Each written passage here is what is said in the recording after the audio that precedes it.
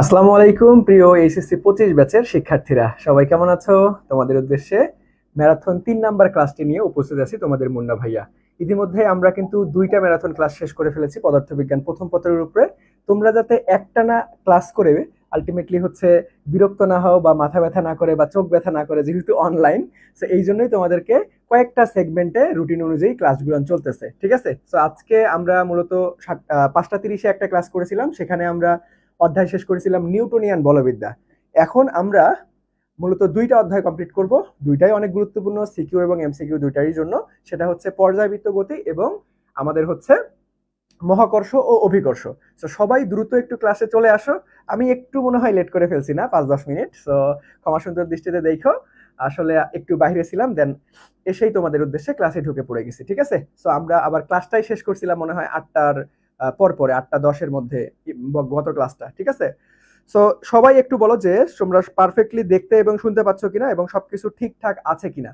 ওকে, সবকিছু ঠিকঠাক আছে কিনা। আমরা এখনই আমাদের কাঙ্ক্ষিত ক্লাসে চলে যাব। এই ক্লাসে মূলত আমরা 2টা অধ্যায় কমপ্লিট করব, একটা হচ্ছে পর্যায়বৃত্ত গতি আর একটা হচ্ছে আমাদের মহাকর্ষ অভিকর্ষ। দুইটাই ভাইয়া খুবই খুবই খুবই গুরুত্বপূর্ণ, এটা এমসিকিউ এর জন্য এবং সিকিউ এর জন্য। ওকে, আচ্ছা। সো সবাই একটু আমাকে জানান যে ভাইয়া সবকিছু ঠিকঠাক আছে কিনা। আমি একটু ক্লাসটা সব জায়গায় শেয়ার দিয়ে নিচ্ছি, সো আপনারা একটু দ্রুত সকল বন্ধুদের মেনশন করেন, শেয়ার করে দেন, একটু যাতে সবাই জানতে পারে যে না, মুন্না ভাইয়ের ক্লাস শুরু হয়ে গিয়েছে। ওকে, আচ্ছা। সো সবাই একটু ক্লাসটা দ্রুত শেয়ার করে দেন, সবাই ক্লাসটা একটু দ্রুত শেয়ার করে দেন। আমরা এখনই আমাদের ক্লাসটা শুরু করব ইনশাআল্লাহ। ওকে, আচ্ছা।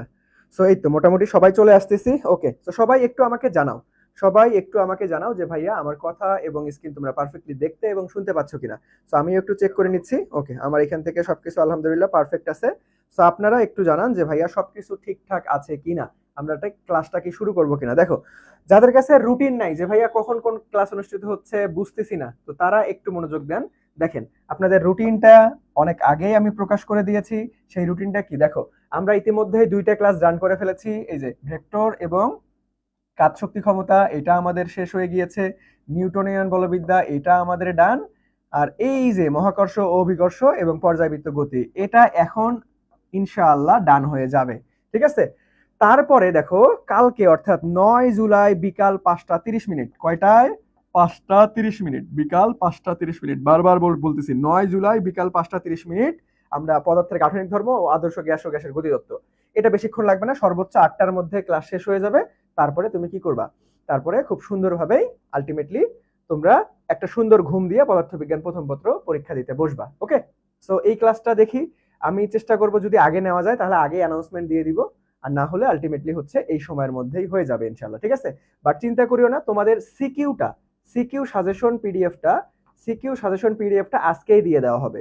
অর্থাৎ আজকের এই ক্লাসটা শেষ হলে আমরা তো সিকিউ এর জন্য সাজেশন তোমাদেরকে মহাকর্ষ অভিকর্ষ এবং পর্যায়বৃত্ত গতি এটা তো দিবই, তার পাশাপাশি পদার্থের গাঠনিক ধর্ম এবং আদর্শ গ্যাস ও গ্যাসের গতিতত্ত্ব একই মনে করো হচ্ছে লিংকে তোমরা, অর্থাৎ গুগল ড্রাইভ লিংক আমরা দেই না, তো একই লিংকে তোমরা এই পুরো 4টা ক্লাস পুরো সিকিউটা পেয়ে যাবা। সো সিকিউ আগে থেকে প্র্যাকটিস করে রাখবা, তারপরে আমরা জাস্ট খালি 1 ঘন্টা 30 মিনিট বা 2 ঘন্টার মধ্যে এমসিকিউ প্র্যাকটিস করে একটা সুন্দর ঘুম দিয়ে পরীক্ষার হলে চলে যাবা। ওকে, সো এটা গেল আমাদের পদার্থবিজ্ঞান প্রথম পত্র ম্যারাথন ক্লাসের রুটিনটা, ঠিক পদার্থবিজ্ঞান প্রথম পত্রের পরেই আমাদের পদার্থবিজ্ঞান দ্বিতীয় পত্রের পালা।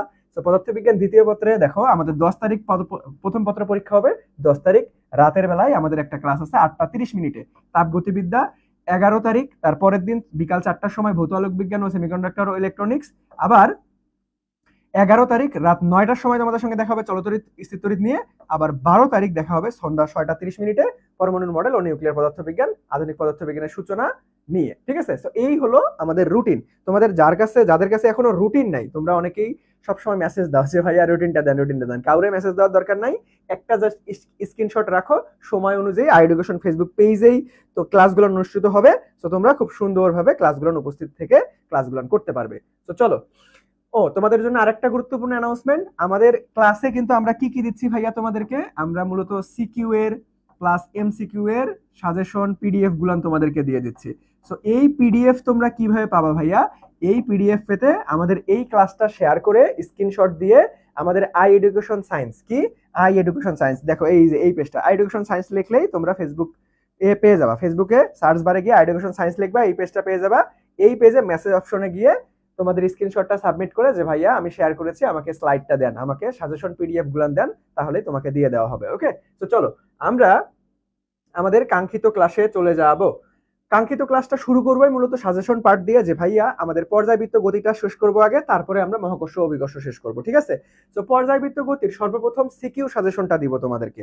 পর্যায়বৃত্ত গতির কি করব ভাইয়া, সর্বপ্রথম তোমাদেরকে সিকিউ সাজেশনটা দিয়ে দিব। ওকে, তো পর্যায়বৃত্ত গতির সবথেকে বেশি গুরুত্বপূর্ণ, দেখো জাস্ট খালি 4টা টপিক দিয়েছি, 4টা টপিক ভালো মতো পড়ে যাবা। আর শুধুমাত্র টপিকেই শুধুমাত্র আমি দেই না, এই টপিকের আন্ডারে যত ধরনের ম্যাথ আসতে পারে আমি তো তোমাকে পিডিএফ উত্তর সহ সাজেশন শীটটা দিয়ে দিব। ঠিক আছে, তো একটু মনোযোগ দাও। দেখো আমাদের পর্যায়বৃত্ত গতির সব থেকে যেটা গুরুত্বপূর্ণ আমাদের টপিক, সেটা হচ্ছে সরল সন্ধিত স্পন্দন গতি।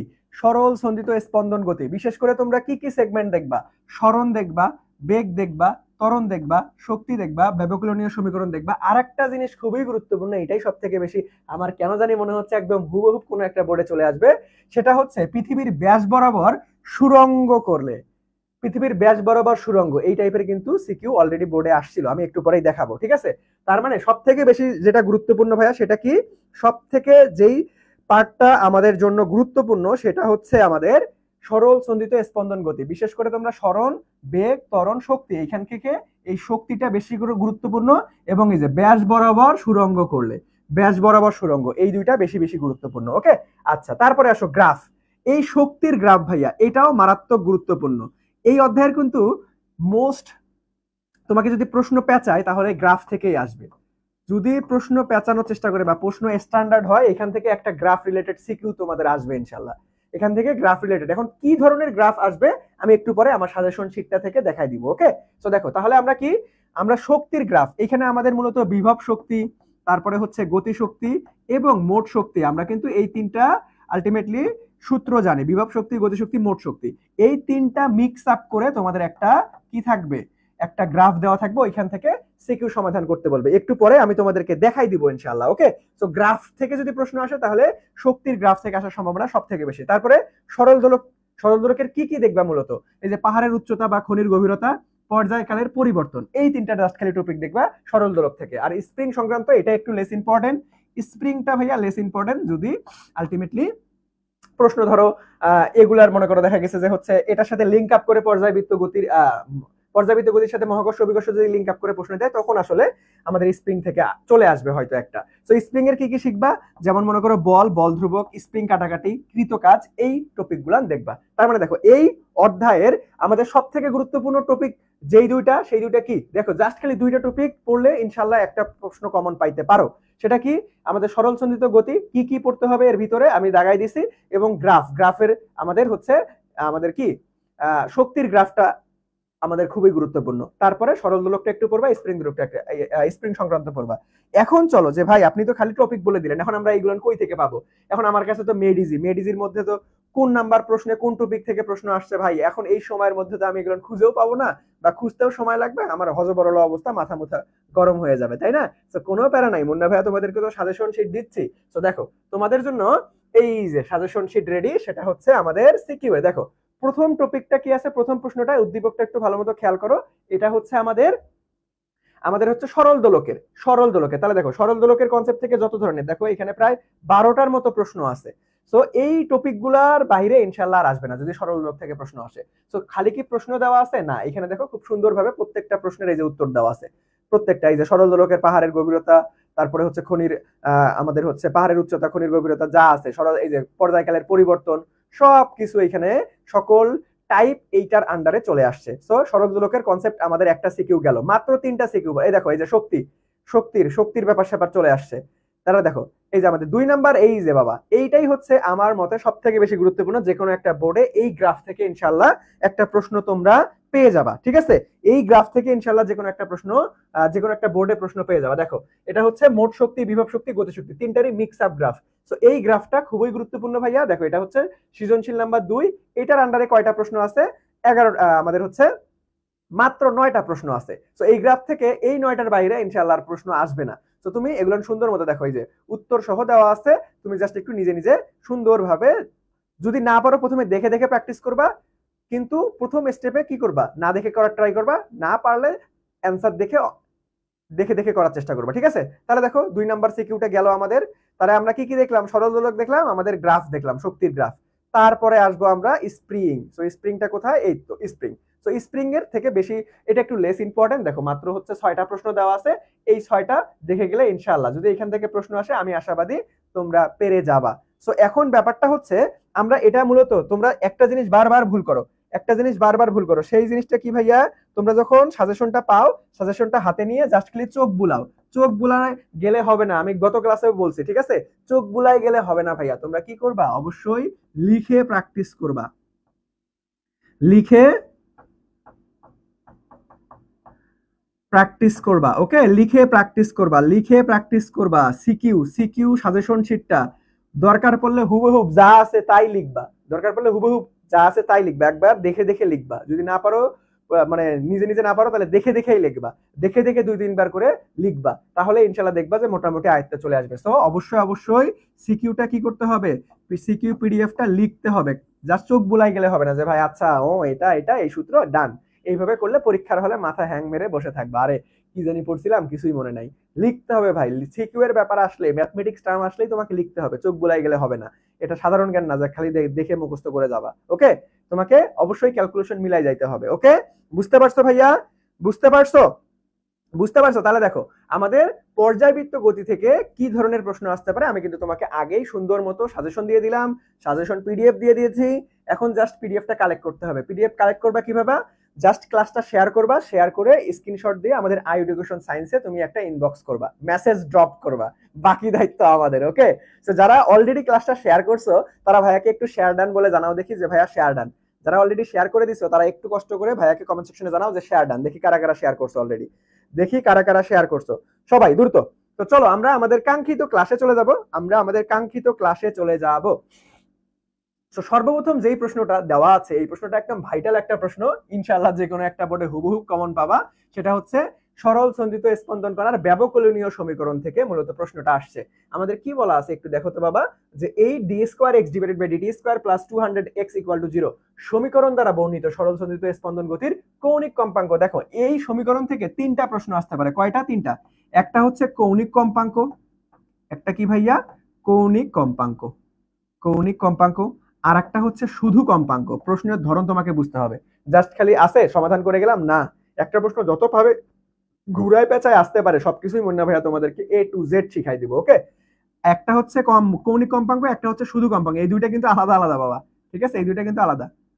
আর একটা হচ্ছে পর্যায়কাল। এই 3 ধরনের প্রশ্ন তোমার সরল সন্ধিত স্পন্দন কণার কোন টপিক? ব্যবকলনীয় সমীকরণ থেকে আসতে পারে। এখন সরল সন্ধিত স্পন্দন কণার ব্যবকলনীয় সমীকরণের আদর্শ ফর্মটা কি ভাইয়া? সেটা হচ্ছে d2x divided by dt square plus omega square x equal to 0। এটা হচ্ছে আদর্শ ফরম্যাট। এই ফরম্যাটের সঙ্গে তুলনা করেই মূলত আমরা এই ফরম্যাটের সঙ্গে তুলনা করেই মূলত আমরা কি করব, এই ফরম্যাটের সঙ্গে তুলনা করে আমরা ম্যাথমেটিক্স সমাধান করব। দেখো এই ফরম্যাটটা একটু ভালো মতো খেয়াল করো যে ভাই এই অপারেটরের সামনে কোনো কিন্তু সহগ নাই, তার মানে এখানে কোনো সহগ রাখা যাবে না, যদি থাকে তাহলে এখানে আমাদের ভাগ করে দিতে হবে, এই যে এইখানে আমাদের ভাগ করে দিতে হবে, এই সহগটা এইখানে ট্রান্সফার করে ভাগ করে দিব, ঠিক আছে। তো এখন আমরা যদি প্রশ্নটার দিকে খেয়াল করি ভাইয়া, প্রশ্নটা একটু দেখেন, আমাদের এইখানে কিন্তু 8 আছে, এইখানে কিন্তু আছে ভাইয়া 8, তাহলে কি ঝামেলা, আমরা তো বললাম এখানে তো সহগ থাকা যাবে না, এখানে তো সহগ থাকা যাবে না, তার মানে এই 8টাকে এই পাশে ভাগ করে দাও, তাহলে 8 8 2 16, তার মানে হচ্ছে 2 5 25 চলে আসতেছে। তাহলে দেখো এটাকে যদি আমি এখন সাজাই লিখি তাহলে এইভাবে লিখতে পারবো না যে ভাইয়া D square X divided by dt square plus 25x equal to 0। তাহলে দেখো এইখানে ওমেগা স্কোয়ার আছে আর এইখানে 25 আছে, তার মানে ওমেগা স্কোয়ারের জায়গায় 25, তাহলে অতএব আমরা তুলনা করে এই দুটোর মধ্যে তুলনা করে ওমেগা স্কোয়ার ইকুয়াল টু 25 বলতে পারবো। অনেকেই মজার ছলে তোমরা গ নাম্বার দাগাই দিবা, অনেকেই তোমরা একটু মানে উত্তেজিত হয়ে তোমরা গ নাম্বার দাগাই দিতে পারো, সো কিন্তু গ নাম্বার দাগাই দিলে হবে না ভাইয়া, এখানে কিন্তু কৌণিক কম্পাঙ্কর বর্গ আছে, তার মানে তোমাকে কি এই রুট মানে বর্গটা পার করে দিয়ে রুট হয়ে যাবে, তাহলে 5 রেডিয়ান পার সেকেন্ড হয়ে যাবে। তার মানে আমাদের ফ্যান্টাস্টিক ভাবে রাইট আনসার ক নাম্বার, যেটা তোমরা ইতিমধ্যেই লক্ষ্মী বাচ্চা কাচ্চার মতো ম্যাক্সিমাম সবাই উত্তর করে ফেলছো। ম্যাক্সিমাম কি ভাইয়া লক্ষ্মী বাচ্চা কাচ্চার মতো আপনারা সবাই উত্তর করে ফেলছেন, সাবাস। এখন দেখেন, এখন এই কম্পাঙ্ক যদি শুধুমাত্র কম্পাঙ্ক চাইতে তাহলে আমরা ওমেগার জায়গায় দেখেন, ওমেগার আমরা সূত্র শিখছি না একটু আগেই, মানে এই যে ওমেগার সেটা কি 2 পাই ডিভাইডেড বাই টি, এইটা একটা সূত্র, আবার হচ্ছে 2 পাই এফ, এটা একটা সূত্র। সো এইখান থেকে দেখেন ওমেগার জায়গায় যদি আমার পর্যায়কাল চাইতো তাহলে আমরা এই সূত্র বসাইতাম, আর যদি খালি কম্পাঙ্ক চাইতো তাহলে আমরা এই সূত্র 2 পাই এফ বসাইতাম। তাহলে কৌণিক কম্পাঙ্ক হচ্ছে ওমেগা, শুধু কম্পাঙ্ক হচ্ছে এফ, আর পর্যায়কাল হচ্ছে বড় হাতের টি। সবার ক্লিয়ার ভাইয়া? ব্যবকলনীয় সমীকরণ থেকে এই তিনটার বাইরে আর কোনো প্রশ্নই আসা সম্ভব না, ইনশাআল্লাহ আসবে না। সবার ক্লিয়ার বলো? সবার ক্লিয়ার? সবার ক্লিয়ার কিনা ভাইয়া বলো তো দেখি, সবার ক্লিয়ার কিনা?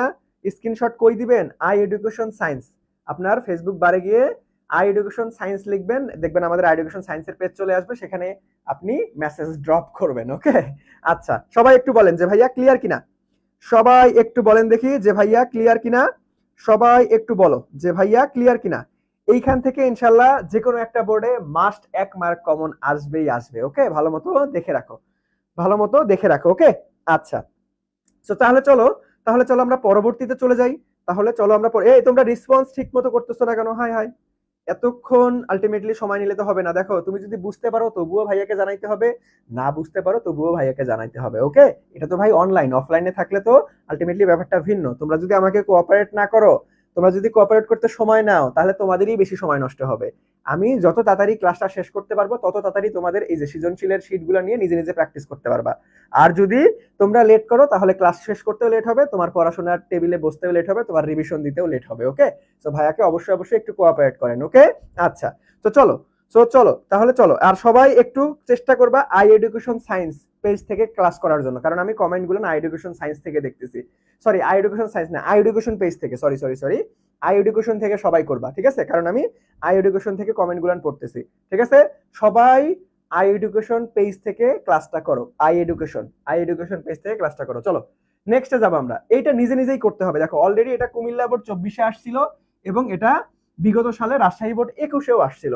এইটা একটু নিজের মাথা খাটিয়ে করার চেষ্টা করেন দেখি ভাইয়া, এটা একটু নিজের মাথা খাটিয়ে করার চেষ্টা করেন দেখি। দেখেন কি বলা আছে এখানে, যে 4d square x divided by dt square plus আমাদের 64x ইকুয়াল টু 0 সমীকরণ দ্বারা বর্ণিত গতিশীল কোন কণার কম্পাঙ্ক কত। দেখো এখানে কিন্তু কৌণিক কম্পাঙ্ক চাই নাই ভাইয়া, শুধু কম্পাঙ্ক চাইছে, শুধু কম্পাঙ্ক, তার মানে f। তাহলে দেখো এই যে এখানে তো সহগ রাখা যাবে না, ভাগ করে দাও, তার মানে হচ্ছে কত আসবে, 4 আমাদের হচ্ছে 4 কে 4 2, তার মানে হচ্ছে আমাদের কত আসতেছে ভাইয়া, এখানে আমরা যদি এখানে দেখো কত চলে আসতেছে, আমরা ভাগ করে দাও, ভাগ করে দিলে আমাদের অ্যান্সার চলে আসতেছে কত, এখান থেকে 16 চলে আসবে।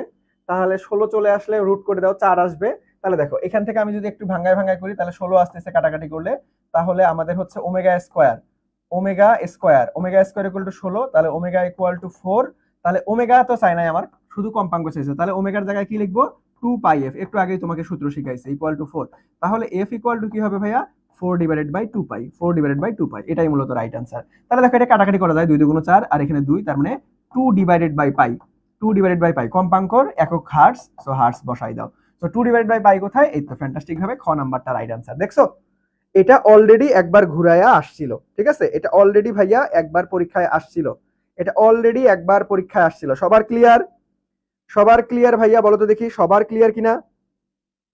সবার ক্লিয়ার কিনা?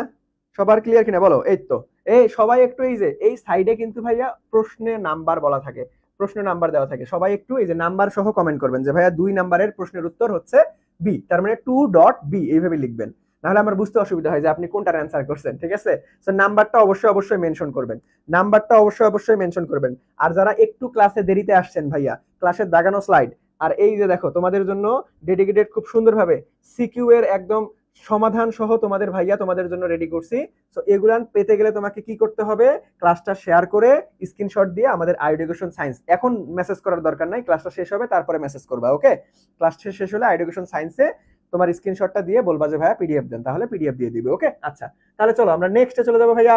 নেক্সট প্রশ্নে দেখো তো কি বলছে আমাদের উদ্দেশ্যে, যে সরল সন্ধিত গতিসম্পন্ন কোন কণার ত্বরণ ও সরণের মধ্যে সম্পর্ক কি? এটা জন্মের সহজ প্রশ্ন, জন্মের সহজ প্রশ্ন যে ভাইয়া ত্বরণ ও সরণের মধ্যে সম্পর্কটা কি, ত্বরণ এবং সরণের মধ্যে সম্পর্কটা কি? এটা আমরা সবাই জানি, ত্বরণ এবং সরণের সম্পর্ক হচ্ছে সমানুপাতিক কিন্তু বিপরীতমুখী, সমানুপাতিক কিন্তু বিপরীতমুখী, ঠিক আছে? এটা মনে রাখবা যে ভাইয়া সমানুপাতিক তবে বিপরীতমুখী, সমানুপাতিক তবে কি ভাইয়া বিপরীতমুখী। তার মানে আমরা এটাকে এইভাবে লিখতে পারি যে ভাইয়া এ সমানুপাতিক মাইনাস এক্স, এটা দেখবা একদম তপন স্যারের বই বা ইসাক স্যারের বইয়ে একদম সুন্দর মতো বোল্টে লেখা আছে, বোল্ট বোল্ড করে লেখা আছে, ঠিক আছে? বোল্ড করে দেওয়া আছে। আর এই জিনিসটা মূলত মেডিকেল এডমিশন টেস্টেও বেশ কয়েকবার আসছিল, ঠিক আছে? তো আমাদের কি হবে ভাইয়া, সমানুপাতিক নাকি ব্যস্তানুপাতিক? সমানুপাতিক, তার মানে 3-এর কি হবে, গ নাম্বারটা রাইট আনসার হবে। 3-এর কি হবে ভাইয়া, গ নাম্বারটা রাইট আনসার হবে। 3-এর কি হবে রে, 3-এর হচ্ছে গ নাম্বারটা রাইট আনসার হয়ে যাবে, ওকে? এই তো 3-এর সি। বাট প্রশ্নের উত্তর সবার পাচ্ছি না, কি অবস্থা, কোনো প্রবলেম? আপনারা কি ভুলে গেছেন এগুলা? একটু বলেন দেখি, সবার কাছ থেকে আমি উত্তর পাইতেছি না, সবার কাছ থেকে আমি উত্তর পাচ্ছি না, ঠিক আছে? সবার কাছ থেকে উত্তর পাচ্ছি না, কিরে ভুলে গেছো নাকি এগুলা? হাই হাই, করছো কি, এত সময় লাগতেছে কেন তোমাদের? দেখো যেটা জানো ভাইয়া, যেটা জানো সেটা কমেন্ট করবা, ওকে? আমি বারবার একটা ক্লাসে কথা বলি, সেটা হচ্ছে তোমরা যত পারো ক্লাসের মধ্যে ভুল করো, যাতে পরীক্ষার হলে এই ভুলটা রিপিট না হয়। পরীক্ষার হলে ভুল হলে ভাই মার্ক পাবা না, এইখানে ভুল হলে কোনো প্যারা নাই ভাইয়া, তোমাকে উল্টা আরো শিখাই দিব। সো এখন লজ্জা শরম করে কোনো লাভ নাই ভাই, ঠিক আছে? আপনার মধ্যে কোনটা মিসকনসেপশন আছে বা কোন জিনিসটা আপনার জানার ত্রুটি আছে, এটা যদি প্রকাশ না করো তাহলে তো বুঝতে পারবে না, কোনো টিচারই বুঝতে পারবে না, কারণ টিচাররা তো অন্তর্জামী না যে তোমার কোন টপিকের সমস্যা আগে থেকেই বলে দিবে। তুমি যদি ভাইয়াদের সাথে এক্সপ্রেস না করো তাহলে তো হবে না, ওকে? সো অবশ্যই তোমাকে বলতে হবে অথবা অ্যান্সার করতে হবে, যদি ভুল করো তখন ভাইয়া খুব সুন্দর মতো তোমাকে বুঝাই দিব, ওকে? সো রেসপন্স করবা সবাই খুব দ্রুত, ওকে? আচ্ছা, ম্যাক্সিমাম এই চ্যাপ্টার স্কিপ করছে, হাই হাই, এই চ্যাপ্টার তো অনেক সহজ, স্কিপ করছে কেন? স্কিপ করছে কেন? এই চ্যাপ্টার তো অনেক সহজ। দেখো তোমরা সিকিউ এর জন্য স্কিপ করতে পারো, প্যারা নাই, কারণ সিকিউ তে অপশন আছে। এমসিকিউ তে আবার কিসের স্কিপ? এমসিকিউ তে বাবা স্কিপ তো নাই, এমসিকিউ তে 100% তোমাকে দাগাইতে হবে, 25টা থাকে 25টাই দাগাইতে হবে, এমসিকিউ তে স্কিপ বলে কোনো কথা নাই। ধরো আগে বেসিক যেটাই থাকুক না কেন, প্যারা নাই, মুন্না ভাইয়ের ক্লাসটা মনোযোগ দিয়ে করো, ক্লাস থেকেই কমন চলে আসবে ইনশাআল্লাহ, ওকে? তো চলো দেখো আমরা পরবর্তীতে চলে যাবো। দেখো পরবর্তী প্রশ্নটা দিনাজপুর বোর্ড 22-এর প্রশ্ন, খুবই জোস একটা প্রশ্ন। দেখেন এই প্রশ্নটা না দিনাজপুর বোর্ড বা অন্য অন্য বোর্ডে যে কোনো একটাতে একদম হুবহুব রিপিট আসতে পারে। দেখো কি বলা আছে, যে সরল সন্ধিত স্পন্দরত কণা কত সময় পর পর একই দশায় মিলিত হবে? চেষ্টা করে দেখি, কত সময় পর পর একই দশায় মিলিত হবে? কত সময় পর পর একই দশায় মিলিত হবে বলো দেখি, কত সময় পর পর একই দশায় মিলিত হবে বলো। তাহলে দেখো আমরা সরল সন্ধিত স্পন্দন কণার আমাদের সরণের সমীকরণ কি জানি ভাইয়া? সরণের সমীকরণ x equal to a sin omega t plus del, তাই না? a sin omega t plus del, এটা তো সবাই জানি আমরা, তাই না? এখন দেখো আমাদের কি বলছে, যে ভাইয়া কত সময় পর পর একই দশায় পরিণত হবে, কত সময়, তার মানে t এর মান তোমাকে বের করতে বলছে, ওকে? আচ্ছা আসো এখন, যে ভাইয়া এখন ধরেন আমরা সময় তো আগে t তো ছিল, এখন তো এখানে সময় t আছে, এখন আমরা ধরে নেই যে ভাইয়া ধরি সময় টি কে আমরা বৃদ্ধি করে 2π/ω করলাম, যে ভাইয়া 2π/ω এটা বৃদ্ধি করলাম, ঠিক আছে? বৃদ্ধি করা হলে আমরা সমীকরণে বসাই দিই, দেখি কি অবস্থা দাঁড়ায়। যে ভাইয়া a sin, আমরা এখানে ওমেগা তো থাকলোই, আর এখানে টি এর জায়গায় আমরা 2π/ω বসাই দেব, ঠিক আছে? তাহলে দেখো আমরা টি প্লাস, যেহেতু বৃদ্ধি, বৃদ্ধি মানে কি যোগ করতে হবে আমাদের, 2π ডিভাইডেড বাই ওমেগা, আর এখানে প্লাস তো আগে থেকে ডেল ছিল, ঠিক আছে?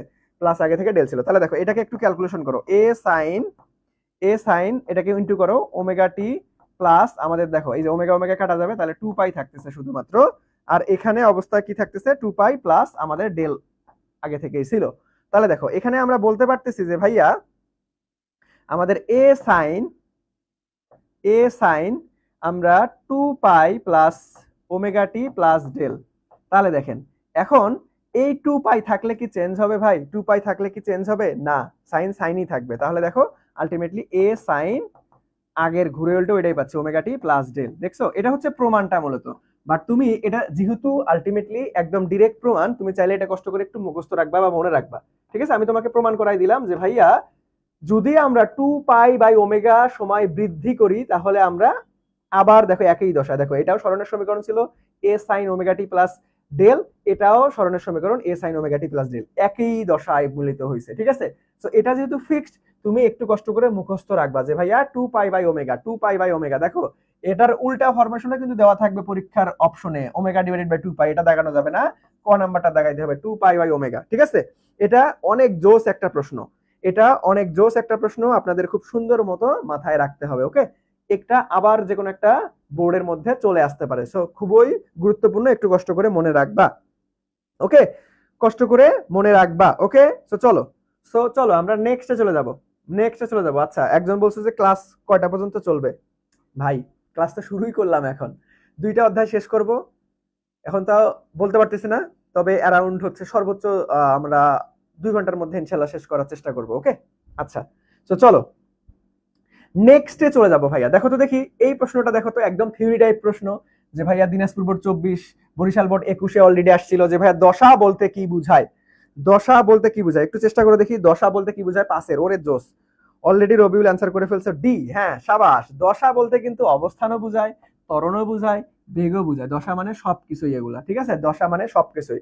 সো এই জিনিসটা পরীক্ষার জন্য গুরুত্বপূর্ণ, খেয়াল রাখতে হবে।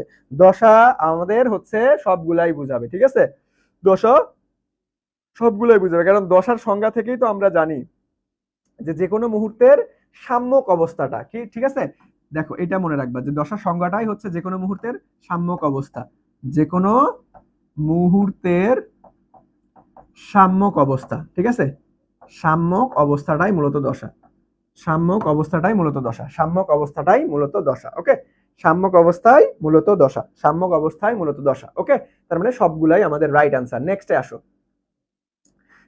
দেখো এই প্রশ্নটা দেখো খুবই স্ট্যান্ডার্ড প্রশ্ন, কিন্তু তোমাদের মনে রাখতে বেশ প্যারা হয়। ভাইয়া একটা টেকনিক শিখাবো, অলরেডি অনেকবার শিখাইছি, যারা শিখো নাই তারা এখন নতুন ভাবে শিখবা। দেখো কি বলছে, যে ভাইয়া কোন সরল ছন্দিত স্পন্দনত বস্তুকণার বিস্তার এ সরণ এ হলে ত্বরণ সর্বনিম্ন হবে কোন পজিশনে? দেখো সরল দোলকের মূলত 2টা পজিশন থাকে, এটা এটা এটা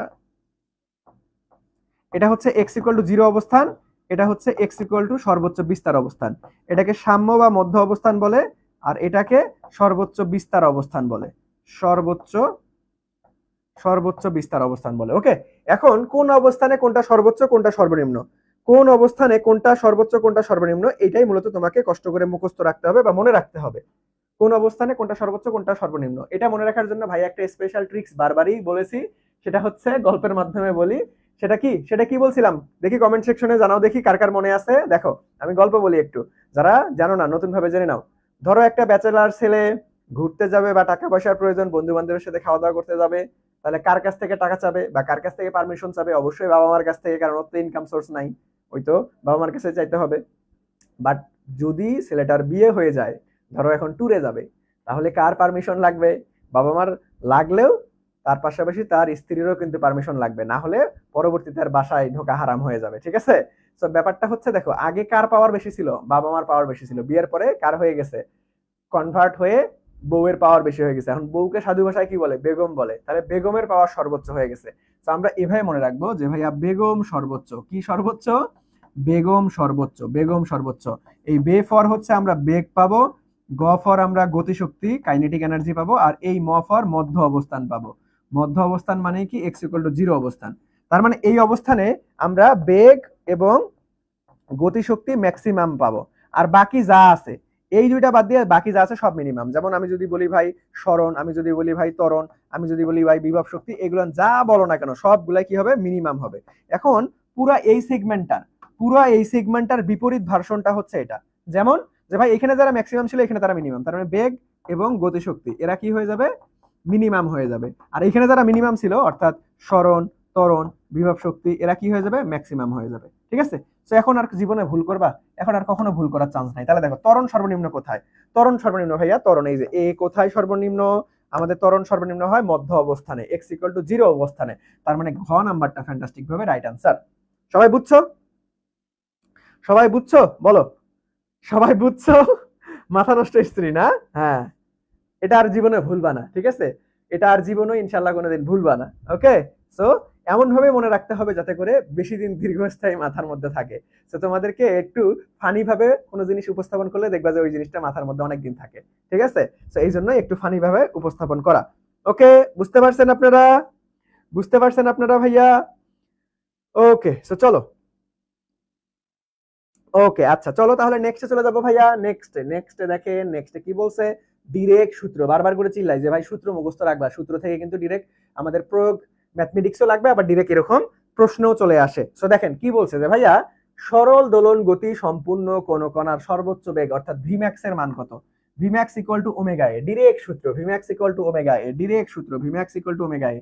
এই সূত্রটা বাবা অনেক গুরুত্বপূর্ণ, কারণ এই সূত্র থেকে ম্যাথমেটিক্সও 100% আসার সম্ভাবনা আছে, 100% আসার সম্ভাবনা আছে যে ভাইয়া ভিম্যাক্স = ওমেগা এ, ভিম্যাক্স = ওমেগা এ। ওকে, বুঝতে পারছো, বুঝতে পারছো ভাইয়া, বুঝতে পারছেন?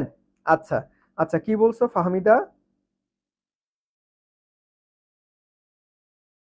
আচ্ছা, ও আপনার অন্য আইডি দিয়ে অ্যান্সার দিছিলেন, আমি দেখিই নাই। হাই হাই, কি বলো? আচ্ছা দুঃখিত। তো চলো এখন দেখতেছি, প্যারা নাই, এখন কমেন্ট করো, দেখে যাবো ইনশাল্লাহ। তো চলো আমরা নেক্সটে চলে যাবো, আমরা সময় নষ্ট করবো না, কোনো সময় নষ্ট করবো না। দেখো এইটা কি বলছে, তোমরা এই যে এরকম অনেক বড় সমীকরণ দেখলে ঘাবড়ায় যাও, ঘাবড়ায় যাওয়ার কোনো দরকার নাই।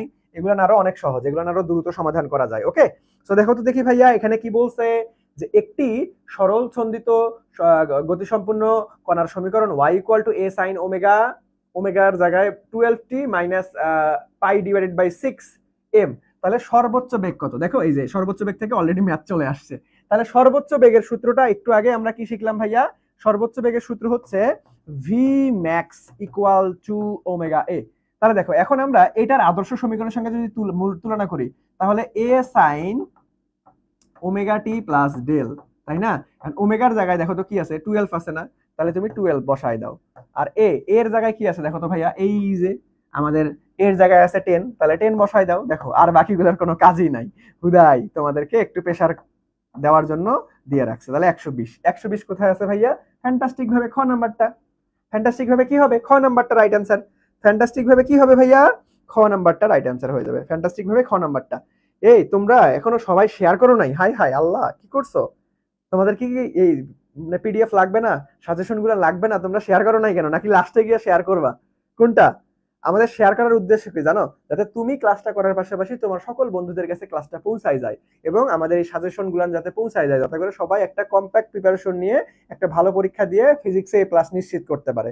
এই জন্যই মূলত বারবার করে চিল্লাই চিল্লাই বলা শেয়ার করো শেয়ার করো শেয়ার করো। ওকে, সো আপনারা তো সবাই এখনো শেয়ার করেন নাই, তো যারা এখনো শেয়ার করেন নাই একটু দ্রুত শেয়ার করে ভাইয়াকে কমেন্ট সেকশনে জানান। এই তো আনন্দ করছে, আমি জানি ম্যাক্সিমামই করছো।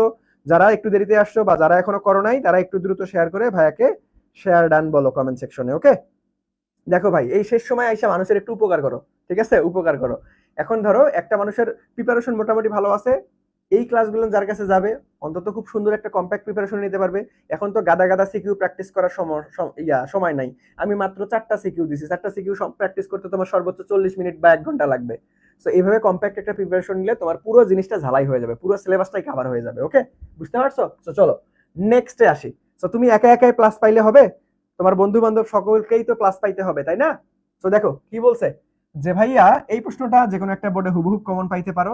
দেখো কি বলছে, যে ভাইয়া স্প্রিং এ সংযুক্ত কোন কণার সরণ বিস্তারের অর্ধেক হলে সেক্ষেত্রে বেগ কি হবে? স্প্রিং এ সংযুক্ত কোন কণার সরণ বিস্তারের অর্ধেক হলে, তার মানে এখানে x = কি দেওয়া আছে, a/2, কারণ a মানে বিস্তার, এটা শর্ত দেওয়া আছে। তাহলে তোমার বেগ কত হবে? তাহলে বেগের সমীকরণ আমরা সবাই জানি, বেগের সমীকরণ আমরা সবাই জানি ভাইয়া, যে v = √a² - x², তাই না? x এর মান বসাই দাও, যে ভাইয়া omega √a - a divided by 2 whole square করলে a স্কয়ার ডিভাইডেড বাই 4 একবারই করলাম। এখন এটাকে লসাগু করো। এটাকে যদি আমরা লসাগু করি তাহলে দেখো উপরে আসতেছে 3a স্কয়ার ডিভাইডেড বাই 4। তাহলে আমরা এটাকে কি করতে পারি ভাইয়া, দেখো omega root over 3a divided by 2। তাহলে দেখো এটাকে একটু সাজাই লেখো, root over 3 divided by 2 omega a। এই ওমেগা এর জায়গায় আমরা কি লিখতে পারবো, ভিম্যাক্স, কারণ omega equal to v max equal to omega a। তাহলে root over 3 divided by 2 Vmax.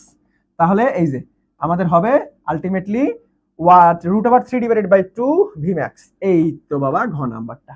অনেক গুরুত্বপূর্ণ একটা প্রশ্ন, অনেক গুরুত্বপূর্ণ একটা প্রশ্ন, ঠিক আছে? অনেক অনেক অনেক গুরুত্বপূর্ণ একটা প্রশ্ন। সবাই বুঝতে পারছেন? সবাই বুঝতে পারছেন কিনা বলো দেখি, সবাই বুঝতে পারছেন কিনা? এই তো সবাই উত্তর দিয়ে ফেলছো অলরেডি যে ভাইয়া D number, D number, D number. সাবাস। চলো আমরা নেক্সটে চলে যাব। দেখো নেক্সট প্রশ্নটা কি বলছে যে ভাইয়া একটি সরল সন্ধিত গতিসম্পন্ন কোন কণার সর্বোচ্চ বেগ, তার মানে এটা কার মান, ভিম্যাক্স এর মান দেওয়া আছে। সর্বোচ্চ বেগ কণাটির বিস্তার দেওয়া আছে, অর্থাৎ এর মান দেওয়া আছে 30 সেন্টিমিটার হলে পর্যায়কাল কত? তাহলে যেহেতু ভিম্যাক্স বলা আছে তাহলে ভিম্যাক্স ইকুয়াল টু আমরা জানি ওমেগা এ।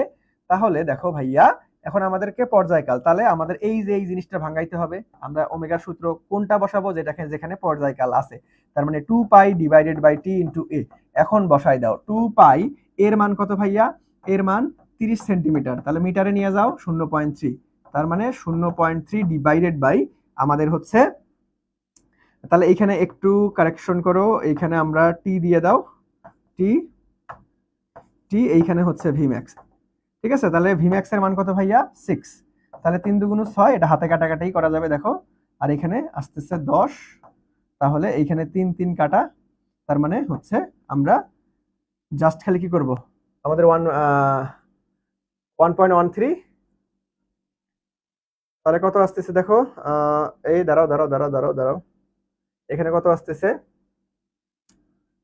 হাতে ক্যালকুলেশন করলে আমাদের 3 দুগুণ 6, আবার এখানে দশমিক তুলে দাও, এখানে শূন্য চলে আসবে, তাহলে 3 3 কাটা, তাহলে পাই ডিভাইডেড বাই হচ্ছে 10। তার মানে আমাদের কত চলে আসতেছে দেখো তো, অ্যান্সার কত চলে আসবে?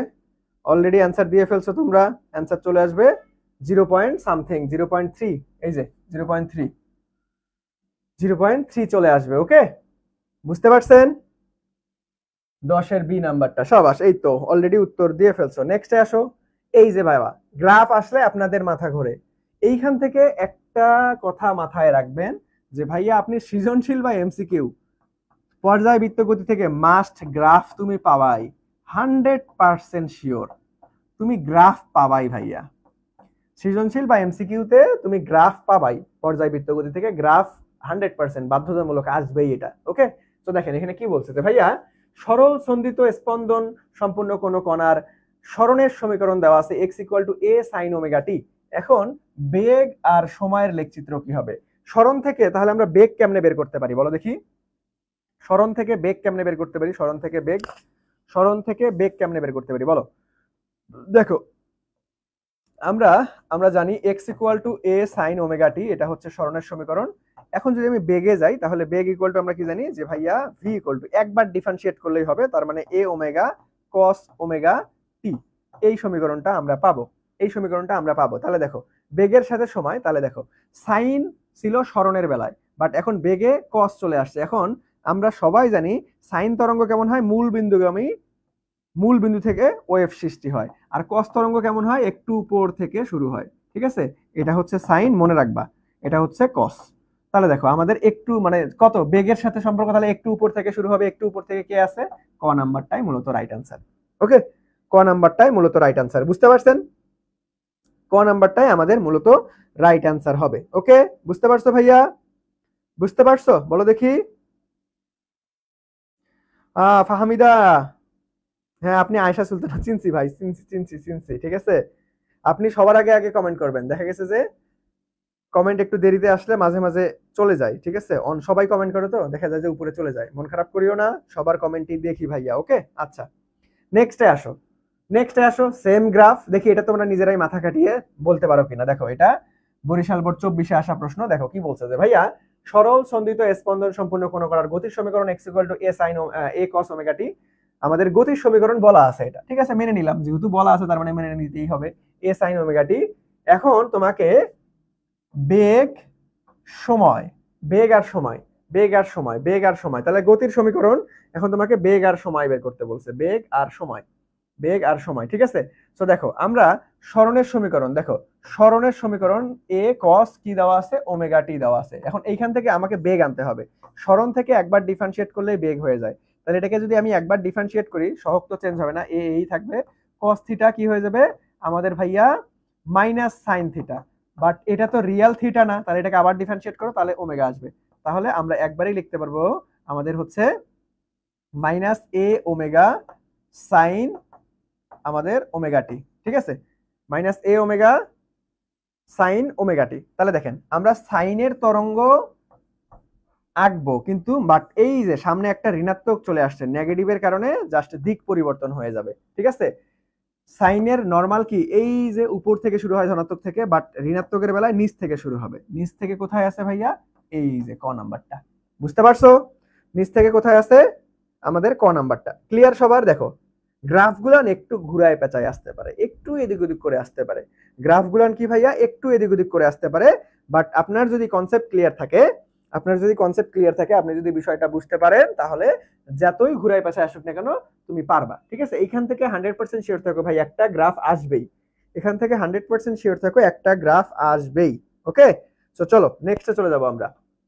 দেখো সরল সন্ধিত স্পন্দন কণার ত্বরণের সমীকরণ কি, একদম ডিরেক্ট সূত্র, ওই যে সর্বোচ্চ বেগ না হলে ত্বরণ, এগুলো কিন্তু পরীক্ষার জন্য বেশ গুরুত্বপূর্ণ, দেখো বারবার করে আসতেছে। তাহলে ত্বরণের সমীকরণ কি ভাইয়া, ত্বরণের সমীকরণ দেখো ত্বরণের বেলায় কিন্তু ত্বরণ সরণের সমানুপাতিক কিন্তু বিপরীতমুখী, ওই যে একবার আগেই বলছিলাম। তাহলে দেখো A equal to omega T না, অ্যাপ্রোপ্রিয়েট অ্যান্সার হচ্ছে খ নাম্বারটা, A equal to minus omega square X, ঠিক আছে। ত্বরণ সরণের সমানুপাতিক কিন্তু বিপরীত, এই জন্য মূলত নেগেটিভ। সো আপনার যদি ডিরেক্ট সূত্রটাই আসে, তাহলে আপনাকে কি করতে হবে, খুব সুন্দর মতো মোস্ট অ্যাপ্রোপ্রিয়েটটাই বসাইতে হবে, মোস্ট অ্যাপ্রোপ্রিয়েটটাই তোমাকে বসাইতে হবে, ওকে। সো চলেন নেক্সটে চলে যাব। দেখেন নেক্সটে কি বলছে, যে ভাইয়া সরল সন্ধিত স্পন্দনশীল একটি কণার দোলনকাল 10 সেকেন্ড কোন সমীকরণে ত্বরণ আর সরণের মধ্যে সম্পর্ক প্রকাশ করতেছে, ওকে। আচ্ছা প্যারা নাই। তাহলে দেখো ভাই আমরা একটু আগেই সূত্র শিখছি যে ভাইয়া A equal to minus omega square X. তাহলে ওমেগাকে ভাঙাও, ওমেগাকে যেহেতু দোলনকাল দেওয়া আছে, তার মানে অবশ্যই 2 পাই বাই টি এই সূত্র নিতে হবে, 2 পাই বাই টি, তাহলে মাইনাস এইখানে স্কয়ার আছে আর এক্স আছে, ওকে। আচ্ছা তাহলে 2 পাই টির মান হচ্ছে 10, এখানে এক্স থাকবে, এখানে মাইনাস থাকবে, তাহলে 5, তার মানে আসতেছে কত ভাইয়া, মাইনাস আমাদের হচ্ছে pi divided by 5 X, pi divided by 5 X. আচ্ছা এই এত কিছু কাটাকাটিরও দরকার নাই, এই যে এইখানে অ্যান্সার আছে যে 2 pi by 10 whole square, 2 pi by 10 whole square, এই যে এক্স, এই যে গ নাম্বারটা, কাটাকাটিরও দরকার নাই, এটারও দরকার নাই। তার আগেই মূলত জাস্ট ফরম্যাটটাই তোমার কাছে চাইছে, ফরম্যাটটাই ভাইয়া তোমার কাছে চাইছে, এখানে কাটাকাটি করারও দরকার নাই, ডিরেক্ট জাস্ট ফরম্যাটটাই তোমার কাছে চাইছে। সো গ নাম্বারটা জাস্ট খালি সূত্র থেকে। এই সূত্র কেন নিলাম, কারণ এখানে পর্যায়কাল দেওয়া আছে বা দোলনকাল দেওয়া আছে, যদি আমার কম্পাঙ্ক দেওয়া থাকতো তাহলে আমরা এটা না নিয়ে 2 পাই এফ নিতাম। তার মানে কখন কোন সূত্র ইউজ হবে, কখন কোন সূত্র ইউজ হবে এটা কে বলে দিবে, এটা প্রশ্নই বলে দিবে, প্রশ্নের মধ্যে কি উপাদান দেওয়া আছে, ঠিক আছে। প্রশ্নের উপাদান দেখে আপনাকে সিলেক্ট করতে হবে যে ভাইয়া আমরা কোন সূত্রটা নিব, ওকে। নেক্সটে আসো। এই যে এটা এটা কত ঢাকা বোর্ডেও আসছিল, ঢাকা ইউনিভার্সিটিতেও আসছিল, খুবই গুরুত্বপূর্ণ একটা প্রশ্ন। দেখো যে দুটি স্পন্দনরত কণার সরণ যথাক্রমে x equal to A cos omega T এবং x equal to A sine omega T হলে মধ্যকার দশা পার্থক্য কত। দেখো তোমাকে যদি কখনো বলা থাকে যে ভাই সাইন তরঙ্গ আছে, কস তরঙ্গ আছে, আবার এই দুইটার মধ্যে দশা পার্থক্য যদি বের করতে বলে, তাহলে তুমি ডিরেক্ট মুখস্থ রাখবা পাই বাই 2, এটা অলওয়েজ ফিক্সড। দেখো ফিজিক্সে বেশ কিছু জিনিস তুমি মুখস্থ রাখলে অন্যান্য বন্ধুদের তুলনায় তুমি টাইম ম্যানেজমেন্টে একটু আগায় যাবা, যেগুলো একদম ফিক্স, জীবনও চেঞ্জ হয় না, সেই জিনিসগুলো একটু কষ্ট করে মনে রাখতে হবে বা মুখস্থ করতে হবে। তাহলে তুমি দেখা মাত্র বসাই দিলা, ঠিক আছে, আরেকজন ক্যালকুলেশন করে আনলো, একই উত্তর হবে, ওকে। সো এটা সাইন এবং কস তরঙ্গ তোমার যদি তুমি দেখো, তাহলে তুমি ডিরেক্ট মুখস্থ অ্যান্সার বসাই দিবা। সাইন এবং কস তরঙ্গ তুমি যদি দেখো, তাহলে ডিরেক্ট মুখস্থ অ্যান্সার বসাই দিবা পাই বাই 2, এটা অলওয়েজ ফিক্সড, জীবনও চেঞ্জ হবে না। তাহলে আমাদের অ্যান্সার কি হবে, পাই বাই 2, ওকে। নেক্সটে আসো, ওকে। নেক্সটে আসো।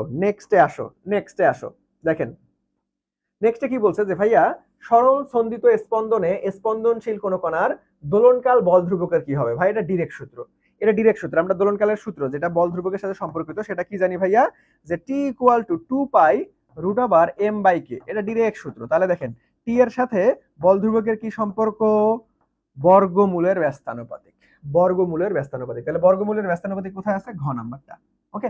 এখন যদি আপনাকে বলতাম টি না, কম্পাঙ্কর সাথে কি দেখেন আমরা কি জানি যে T equal to 1 divided by F না, তাহলে বিপরীত হয়ে যাবে না, তখন হয়ে যাবে বর্গমূলের সমানুপাতিক। সো দেখেন একবার যেহেতু পর্যায়কাল দিয়ে আসছে আর একবার আপনার কম্পাঙ্ক দিয়ে আসতে পারে, সো এই দুইটা একটু মাথায় রাখবা। একবার যেহেতু আমাদের পর্যায়কাল দিয়ে আসছে বা দোলনকাল দিয়ে আসছে, তোমাকে এইবার কম্পাঙ্ক দিয়েও আসতে পারে। কম্পাঙ্কর বেলায় কি হবে, বল ধ্রুবকের বর্গমূলের সমানুপাতিক, আর এখন হচ্ছে বর্গমূলের ব্যস্তানুপাতিক। সো প্রশ্নগুলোর একটু বুঝার ট্রাই করো, প্রশ্নগুলান একটু ভাইয়া বুঝার ট্রাই করো, প্রশ্নগুলান একটু কি করো, বোঝার ট্রাই করো। ওকে, নেক্সটে আসো।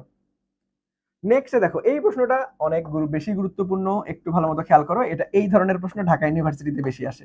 ওকে, তো দেখো যে কে বল ধ্রুবক বিশিষ্ট একটি স্প্রিং এ টি পরিমাণ টান প্রয়োগ করা হলো। ওকে, ঠিক আছে। এর ফলে দৈর্ঘ্য বৃদ্ধি হইল এক্স পরিমাণ। এই অবস্থায় স্প্রিংটিতে সঞ্চিত বিভব শক্তি কত হবে? সঞ্চিত বিভব শক্তি আমাদের বের করতে বলছে, তাই না? সঞ্চিত বিভব শক্তি। ওকে, সো বিভব শক্তি, সঞ্চিত বিভব শক্তিকে ইউ দ্বারা প্রকাশ করা, এটা আমরা সবাই জানি, হাফ কে এক্স স্কয়ার। এই সূত্র তোমার মুখস্থ রাখতে হবে বাবা। দেখো এখানে কোনো স্প্রিং ধ্রুবকের মান দেওয়া নাই, তাহলে স্প্রিং ধ্রুবকটা বের করে নাও। তাহলে আমরা এফ ইকুয়াল টু কি জানি, কে এক্স। যেহেতু এখানে টান বল বলা আছে, তাহলে এফ না দিয়ে তুমি টি দাও, টি ইকুয়াল টু কে এক্স। ঠিক আছে, তাহলে দেখো এখানে কে এর মানটা যদি বের করে নেই, তাহলে টি ডিভাইডেড বাই এক্স আসতেছে, তাহলে মান বসাই দাও যে ভাইয়া half T divided by X, আর এইখানে আছে মূলত এক্স স্কোয়ার। এই দাঁড়াও দাঁড়াও দাঁড়াও, half K X square, half K X square. Okay, ঠিক আছে, তাহলে কে এর মান বসাই দিলাম T divided by X. K এর মান কেন, কে এর মান কেন, কে তো একটা বল ধ্রুবক, sorry sorry sorry sorry sorry sorry, এখান থেকে এক্স এর মান বের করতে হবে। এক্স এর মান বের করে বসাই দাও। তাহলে এখানে এক্স ইকুয়াল টু কি আসতেছে, এফ ডিভাইডেড বাই কে, কারণ বল ধ্রুবক তো এটা তো ফিক্সড মান, এটা তো চেঞ্জই হবে না, দুঃখিত। তো দেখো আমরা ইউ ইকুয়াল টু হাফ কি জানি, কে এক্স স্কোয়ার, তাহলে এক্স এর মান বসাই দাও, তাহলে হাফ কে একবারে স্কোয়ার করে দাও, তাহলে আমাদের কি আসতেছে যে ভাইয়া এফ এর জায়গায় এখানে তো টান বল বলা আছে, টি বসাই দাও, তাহলে T square divided by K square, তাহলে এখানকার একটা কে এখানকার একটা কে কাটা, তাহলে T square divided by 2k, এটাই মূলত right answer. T square divided by 2k, T square divided by 2k, দেখো তো কোথায় আছে টি স্কোয়ার ডিভাইডেড বাই 2k, এই তো খ নাম্বারটা। মারাত্মক গুরুত্বপূর্ণ একটা প্রশ্ন, একদম হুবহুব যে কোনো একটা বোর্ডে তোমরা কমন পাইতে পারো। মারাত্মক গুরুত্বপূর্ণ একটা প্রশ্ন, তোমরা হুবহুব যে কোনো একটা বোর্ডে কমন পেতে পারো। সো বিষয়টা খেয়াল রাখবা। ওকে, এই তো সবাই বলছো B number B number B number, আরে জোস, ধন্যবাদ সবাইকে। বুঝতে পারছো, বুঝতে পারছো রে, বুঝতে পারছো? আচ্ছা তোমাদের কি নেট প্রবলেমের কারণে তোমাদের হচ্ছে ইয়া হাসানের ক্লাস কেটে গেছে? হাসানের ক্লাস কি কেটে গেছে? তোমাদের যুক্তিবিদ্যার পোলাপাইন কি ফিজিক্সে আসছো? তাহলে তো তোমরা তো যুক্তিবিদ্যা, আমি জানি, আমি তো জানি না, বাট একটু শুনছি হাসান আলটিমেটলি অনেক সহজ ভাবে পড়ায়, বাট আমি জানি একটু যুক্তিবিদ্যাটা একটু কঠিন টাইপের মনে হয়, তাই না? মানুষ বলতো, গল্প করতো, আমি তো আর্টস পড়ি নাই, সো জানি না। তোমরা একটা কঠিন ক্লাস করার পর আইসা ওইটার থেকেও আরো ডাবল ডাবল ডাবল কঠিন সাবজেক্টের ক্লাসে চলে আসছো, তোমাদের মাথা মুথা তো গরম হয়ে যাবে। ঠিক আছে, তোমরা একটু রেস্ট নাও, তোমরা রেস্ট নাও। ফিজিক্স ক্লাসে আসলে দেখবা যে কি করছো না করছো একদম পুরা পুরা অবস্থা খারাপ হয়ে যাবে। ঠিক আছে, সো তোমাদের এই ক্লাসে আসার দরকার নাই। ওকে, আচ্ছা, ঘুমের বিরতি দিব? হ্যাঁ, ঘুমের বিরতি দিয়ে দিব, সমস্যা নাই, ঘুমের বিরতি দিয়ে দিব। আগে আমরা একটু শেষ করি, দেন তোমাদেরকে ঘুমের বিরতি দেওয়া হবে, প্যারা নাই। ওকে, নেক্সটে আসো। দেখো পার্সেন্টেন্সের ম্যাথ, ভাইয়া তো স্পেশাল টেকনিক শিখাইছি। পার্সেন্টেন্স দেখো কি বলছে, একটি সরল দোলকের দোলনকাল। আমি কি বলছি, মাস্ট এইচএসসি পরীক্ষায় একটা পার্সেন্টেন্সের এমসিকিউ তুমি পাবা, পার্সেন্টেন্সের এমসিকিউ পাবা, যেখানে তুমি দাস টেকনিক ব্যবহার করবা। সো দেখেন কত পার্সেন্ট, 100%, কিচ্ছু দেখার দরকার নাই, কি চাইছে না চাইছে এগুলো দেখারই দরকার নাই, পার্সেন্টেজ থাকবে দাস। 100 কে ডিভিশন ভাগ, তার পার্সেন্টেজকে ভাঙাইলেই কাজ শেষ হয়ে যায়, তার মানে 1 আসতেছে।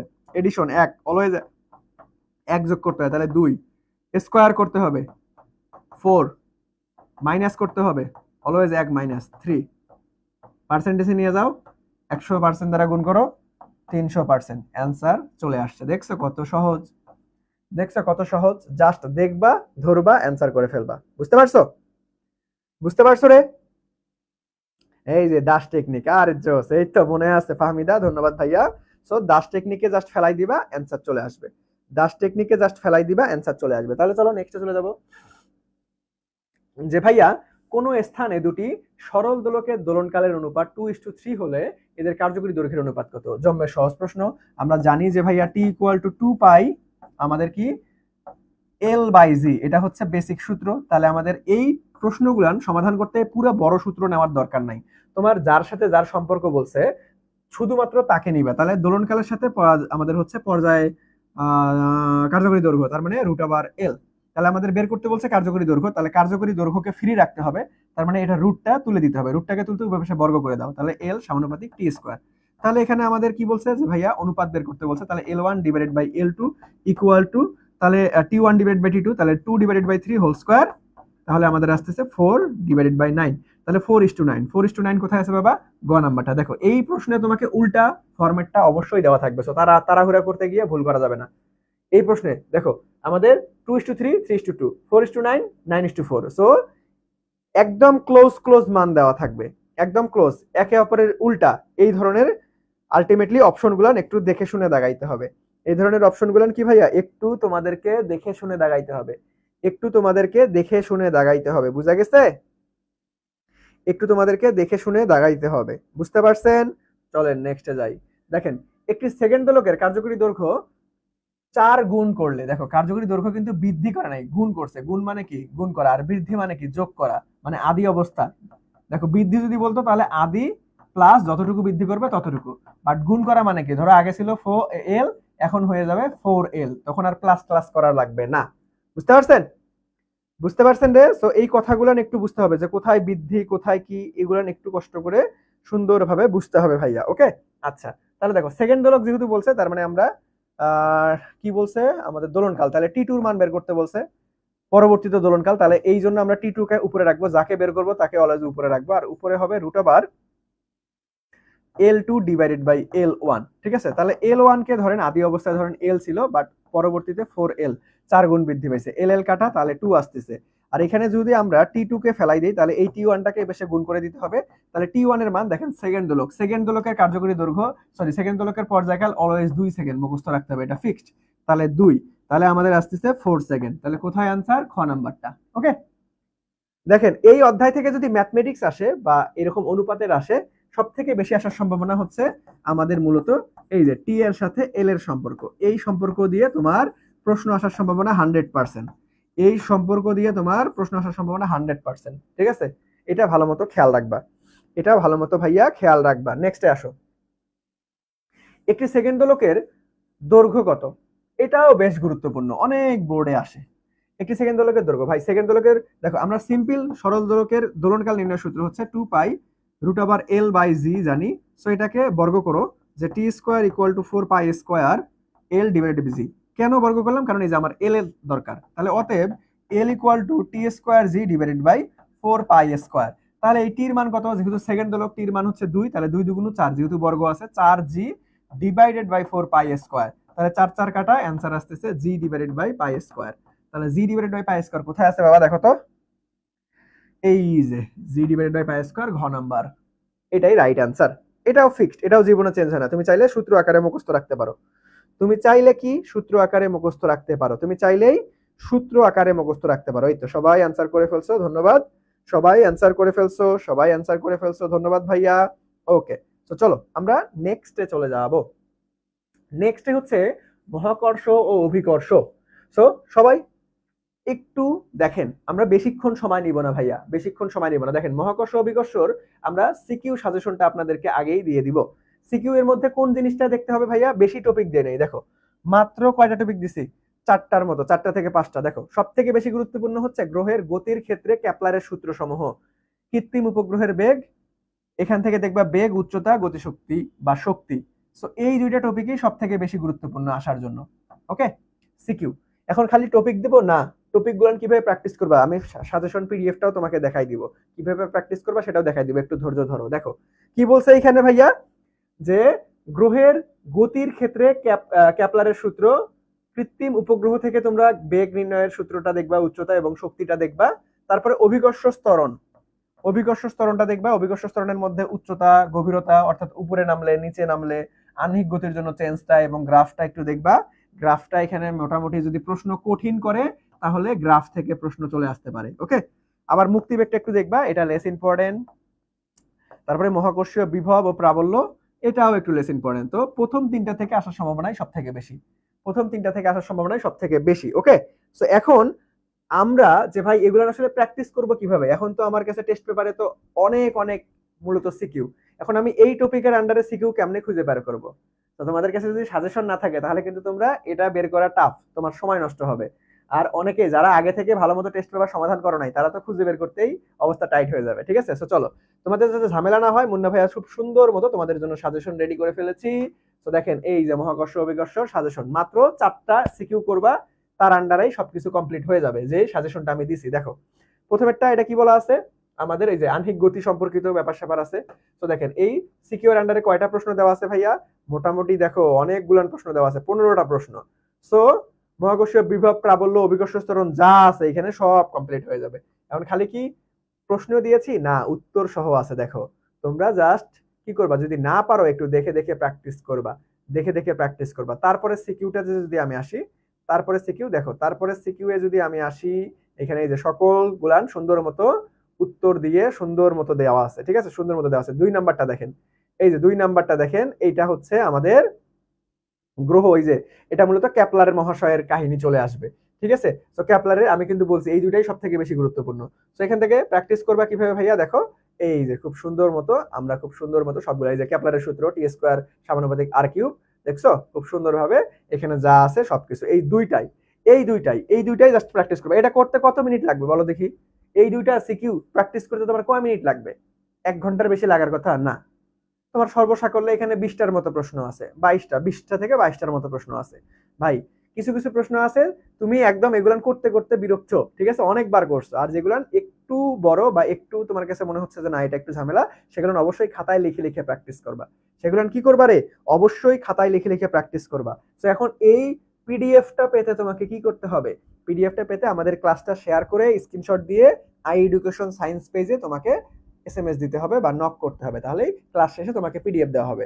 তুমি যদি শেয়ার না করে স্ক্রিনশট না দিয়ে নক করো তাহলে কিন্তু পাবা না। সো অবশ্যই ক্লাসটা শেয়ার করে স্ক্রিনশট দিয়ে নক করবা, ঠিক আছে?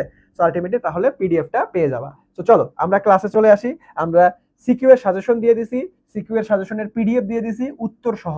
এখন তারপরেও যদি বলো যে ভাই পরীক্ষা খারাপ হইছে বা খারাপ হবে, তাহলে কিন্তু মহা ঝামেলা। ওকে, আমরা দেখো সর্বোচ্চ সাপোর্ট করার চেষ্টা করতেছি তোমাকে, সবকিছু চোখে মনে করো। আলটিমেটলি খাবার কি জিনিস, তোমাকে রান্না করে দেওয়া হচ্ছে, ইভেন তোমাদেরকে পরিবেশন, ধরো টেবিলের মধ্যে পরিবেশন করেও দেওয়া হচ্ছে। এখন যদি তোমরা না খাও বাবা, এখন যদি তোমরা না খাও তাহলে তো আলটিমেটলি ঝামেলা। ওকে, তো খাইতে হবে। ওকে, তো চলো, তো চলো তাহলে আমরা নেক্সট এ চলে যাব, নেক্সটে চলে যাবো। দেখেন নেক্সটে কি বলছে যে ভাইয়া গ্রহগুলোর গতিপথ উপবৃত্তাকার, এটা কোন বিজ্ঞানী বলছে বলো দেখি? গ্রহগুলোর গতিপথ উপবৃত্তাকার, উপবৃত্তাকার পথে ঘোরে, উপবৃত্তাকার পথে ঘোরে, এটা কে বলছে? উপবৃত্তাকার পথে ঘোরে এটা কে বলছে মূলত বলো দেখি? সবাই এক অ্যান্সার দাও। থিওরি টাইপ একটা প্রশ্ন, আশা রাখি সবাই উত্তর করতে পারবা। ওকে, আশা রাখি সবাই উত্তর করতে পারবা, আশা রাখি সবাই উত্তর করতে পারবা। দেখো উপবৃত্তাকার, উপবৃত্তাকার বলছে হচ্ছে ক্যাপলার মহাশয়। আর গ্যালিলিও কি করছে, পরন্ত বস্তুর সূত্র দিছে, পরন্ত বস্তুর সূত্র, পরন্ত বস্তুর সূত্র। ওকে, তো চলেন, পিথাগোরাস কি করছে জানো? পিথাগোরাস কিন্তু ত্রিকোণমিতির আবিষ্কারক, ত্রিকোণমিতি। ওকে, ত্রিকোণমিতি, পিথাগোরাস। ওকে, তো চলো নেক্সটে যাই আমরা। ক্যাপলারের তৃতীয় সূত্রটা কোনটা? ক্যাপলার মূলত 3টা সূত্র দিছে, এই 3টা সূত্র তোমরা কিভাবে মনে রাখতে পারবা? এটা একটা টেকনিকের মাধ্যমে মনে রাখা যায়। ক্যাপলারের মূলত 3টা সূত্র আছে, ক্যাপলারের মূলত 3টা সূত্র আছে। সেই সূত্রগুলো কিভাবে মনে রাখতে পারবা ভাইয়া? দেখো খাওয়া দাওয়া দ্বারা। তোমরা অনেকেই যে রাত হয়ে গেছে ক্ষুধা লাগছে না, আবার অনেকেই খাইছে অনেকে খাও নাই, খাওয়ার পরে অনেকের ক্ষুধা লাগছে, যেমন আমার নিজেরই, আমি খাইছি তবুও ক্ষুধা লাগছে। তো দেখো আমরা এই যে খাওয়া দাওয়া দ্বারা মনে রাখবো ক্যাপলারের সূত্র। E for ellipse,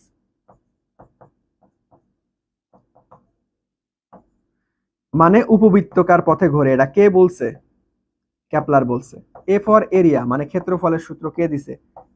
T for time, মানে আবর্তনকাল, সেটা হচ্ছে টি স্কয়ার সমানুপাতিক আর কিউব। ঠিক আছে, সো এই 3টা কে দিছে? ক্যাপলার মহাশয় দিছে। তাহলে ক্যাপলারের তৃতীয় সূত্র কোনটা? এই যে খুব সুন্দর মতো টাইমের সূত্র, টি স্কয়ার সমানুপাতিক আর কিউব, বা টি স্কয়ার সমান সমান আর কিউব না, বা সমানুপাতিক আর কিউব। এই যে ঘ নাম্বারটা, টি স্কয়ার সমানুপাতিক আর কিউব। অনেক সময় দেখবা আর এর জায়গায় তোমাদের এও বলা থাকে অনেক সময়, তো প্যারা নাই। দূরত্ব ওটা, এটা কি ভাইয়া সময়, এটা হচ্ছে দূরত্ব, এটা হচ্ছে দূরত্ব, এটা হচ্ছে কি ভাইয়া দূরত্ব। ওকে, এটা কি ভাইয়া দূরত্ব, বুঝা গেছে রে? বুঝতে পারছেন? তো এখন এইখান থেকে একটা জিনিস তোমাদেরকে প্রশ্ন ধরি, বলো দেখি কেপলারের গতির দ্বিতীয় সূত্রের কোনটার সংরক্ষণশীলতার নীতি মনে চলে বা কোনটা প্রমাণ করা যায়? দেখো এখান থেকে মনে রাখবা, এই ক্ষেত্রফলের সূত্র দ্বারা, যেহেতু কেপলার কি ভাই, কেপলারের সূত্র মূলত গ্রহ সমূহকে নিয়ে, মানে ঘূর্ণায়মান বস্তুর ক্ষেত্রে, তার মানে অবশ্যই এখানে কৌণিক ব্যাপার স্যাপার ঘটবে, কৌণিক ব্যাপার স্যাপার, তাই না? তো এখন তুমি মনে রাখবা যে ভাইয়া কেপলারের দ্বিতীয় সূত্র কৌণিক ভরবেগের সূত্র মেনে চলে। এটা কি কৌণিক ভরবেগের সূত্র, কৌণিক, কৌণিক ভরবেগের সূত্র মেনে চলে, কৌণিক ভরবেগের সূত্র মেনে চলে কে? কেপলার মহাশয় দুইটা, দ্বিতীয় সূত্র, দ্বিতীয় নাম্বার সূত্রটা, যেটা হচ্ছে ক্ষেত্রফল এরিয়া। ওকে, এইটা অলরেডি বোর্ডে আসছিল, সো এটাও মনে রাখবা, এটাও মনে রাখবা। নেক্সটে আসো, দেখো এটা মোটামুটি কেপলারের সূত্রের একটা স্ট্যান্ডার্ড এমসিকিউ, বারবার দেখো বেশ কয়েকবার রিপিট আসছে। সো এখানে কি বলছে দেখো, পৃথিবী 365 দিনে এক বছর, এটা ফিক্সড, এটা তো আমরা সবাই জানি। বুধ হচ্ছে 88 দিনে একবার প্রদক্ষিণ করে। সূর্য থেকে পৃথিবীর গড় দূরত্ব দেওয়া আছে কত, 1.5 × 10⁻11 মিটার হলে সূর্য থেকে বুধের গড় দূরত্ব কত? সূর্য থেকে বুধের গড় দূরত্ব কত তোমাকে বের করতে বলছে। সূর্য থেকে বুধের গড় দূরত্ব কত? তাহলে দেখো আমরা তো জানি যে ভাইয়া টি স্কয়ার সমানুপাতিক আর কিউব, তাহলে আমাদের বুধ মানে সূর্য থেকে বুধের গড় দূরত্ব বের করতে বলছে, তাই না? তাহলে দেখো আমরা এখান থেকে একটু সুন্দরভাবে যদি ক্যালকুলেশন করি, তাহলে দেখো কি আসতেছে, যে ভাইয়া ধরো আমরা t1 square divided by t2 square দিলাম, আর এখানে equal to r1 cube divided by r2 cube দিলাম। তাহলে আমরা মান মূলত বার করব r2, তাই না? r2 বার করব, r2। তাহলে দেখো এটাকে আমরা একটু সাজাই লেখো, যে এটাকে যদি উল্টাই লেখো তাহলে r2 ডিভাইডেড বাই r1, এই পুরোটাই কি ভাইয়া হোল কিউব, যেহেতু কিউব আছে। আর এইখানে আমাদের তাহলে t2 divided by t1 whole square হয়ে যাবে, t1 হোল স্কয়ার, তাই না? তাহলে দেখো এখন আমরা r2 যদি বের করতে চাই, তাহলে t2 ডিভাইডেড বাই t1, এইখানে দেখো 3টা এবারে যদি পার করে দাও তাহলে 2 আছে না, তাহলে 3 ডিভাইডেড বাই 2 হয়ে যাবে। ইনটু অবস্থায় এই যে নিচে r1 আছে না এখানে, তাহলে এখানে হচ্ছে কত ভাই আমাদের r1, তাহলে r2, তাহলে এখানে হবে r1। তাহলে r1 এর মান তো আমাদের দেওয়াই আছে কত, দূরত্ব 1.5 × 10⁻11। তাহলে এখন এখানে মান বসাই দাও জাস্ট খালি, তাহলে এটা কত ভাইয়া 88 টি2 এর মান, আর টি1 এর মান কত 365, উপরে হচ্ছে পাওয়ার আকারে থাকবে 3/2, নিচে হচ্ছে থাকবে 1.5 × 10⁻11। জাস্ট গুণ করো অ্যান্সার চলে আসবে, জাস্ট গুণ করো অ্যান্সার চলে আসবে। দেখি সবার আগে কে করতে পারছো, দেখি সবার আগে কে করতে পারছেন। C number, C number 24 C, সাবাস। হ্যাঁ, সি নাম্বারটা রাইট অ্যান্সার হবে, সি নাম্বারটা ভাইয়া রাইট অ্যান্সার হবে, সি নাম্বারটা ভাইয়া কি হবে, রাইট অ্যান্সার হবে, সি নাম্বারটা আমাদের রাইট অ্যান্সার হবে। তাহলে চলো নেক্সটে চলে যাবো। দেখো নেক্সটে কি বলছে, সূর্য ও গ্রহের দূরত্ব দ্বিগুণ করলে গ্রহের গতি কত গুণ হবে? দেখেন এটা কিন্তু একটু ব্যতিক্রম টাইপের, একটু তোমাদের এটার সাথে তোমরা অভ্যস্ত না। দেখো গ্রহের গতি, গ্রহের গতির সাথে সবসময় মনে রাখবা দূরত্বের সম্পর্ক হচ্ছে বর্গমূলের ব্যস্তানুপাতিক। ওকে, তাহলে দূরত্ব যদি দ্বিগুণ করছে তাহলে কি হবে, 1 ডিভাইডেড বাই √2 গুণ হয়ে যাবে। সো 1 ডিভাইডেড বাই √2 গুণ, 1 ডিভাইডেড বাই √2 গুণ, তার মানে এটার কোনো সঠিক উত্তরই নাই, এটা ব্ল্যাঙ্ক। ঠিক আছে, সঠিক উত্তর নাই এটার, এটা মনে রাখবা। এটা একটু তোমাদের আনকমন, এই আনকমন মাঝে মাঝে এই টাইপের প্রশ্ন আসে।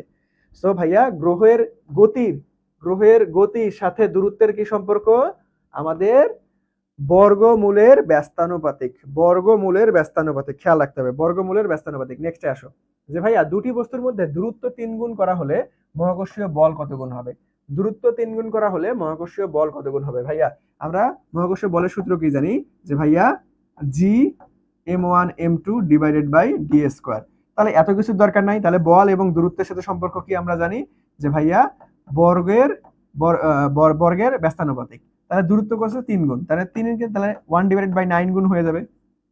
তাহলে ক নাম্বারটা রাইট আনসার। এগুলো অনেক সহজ, এগুলো জাস্ট সম্পর্ক, সমানুপাতিক ব্যস্তানুপাতিক সম্পর্ক দিয়ে তুমি করতে পারবা। এগুলো জাস্ট কি ভাইয়া সমানুপাতিক ব্যস্তানুপাতিক সম্পর্ক দিয়েই তুমি করতে পারবা, সমানুপাতিক ব্যস্তানুপাতিক সম্পর্ক দিয়েই তুমি করতে পারবা। এগুলো জাস্ট কি ভাইয়া সমানুপাতিক ব্যস্তানুপাতিক সম্পর্ক দিয়েই তুমি করে ফেলতে পারবা। ওকে, এই তো সবাই পারছো, এই নাম্বার, এই নাম্বার, সাবাস।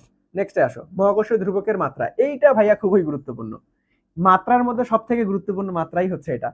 এটা আর পদার্থের গাঠনিক ধর্মতে আছে সান্দ্রতা গুণাঙ্ক। যদি প্রশ্ন স্ট্যান্ডার্ড হয় তাহলে এই দুইটার মধ্যে যে কোনো একটা চলে আসে।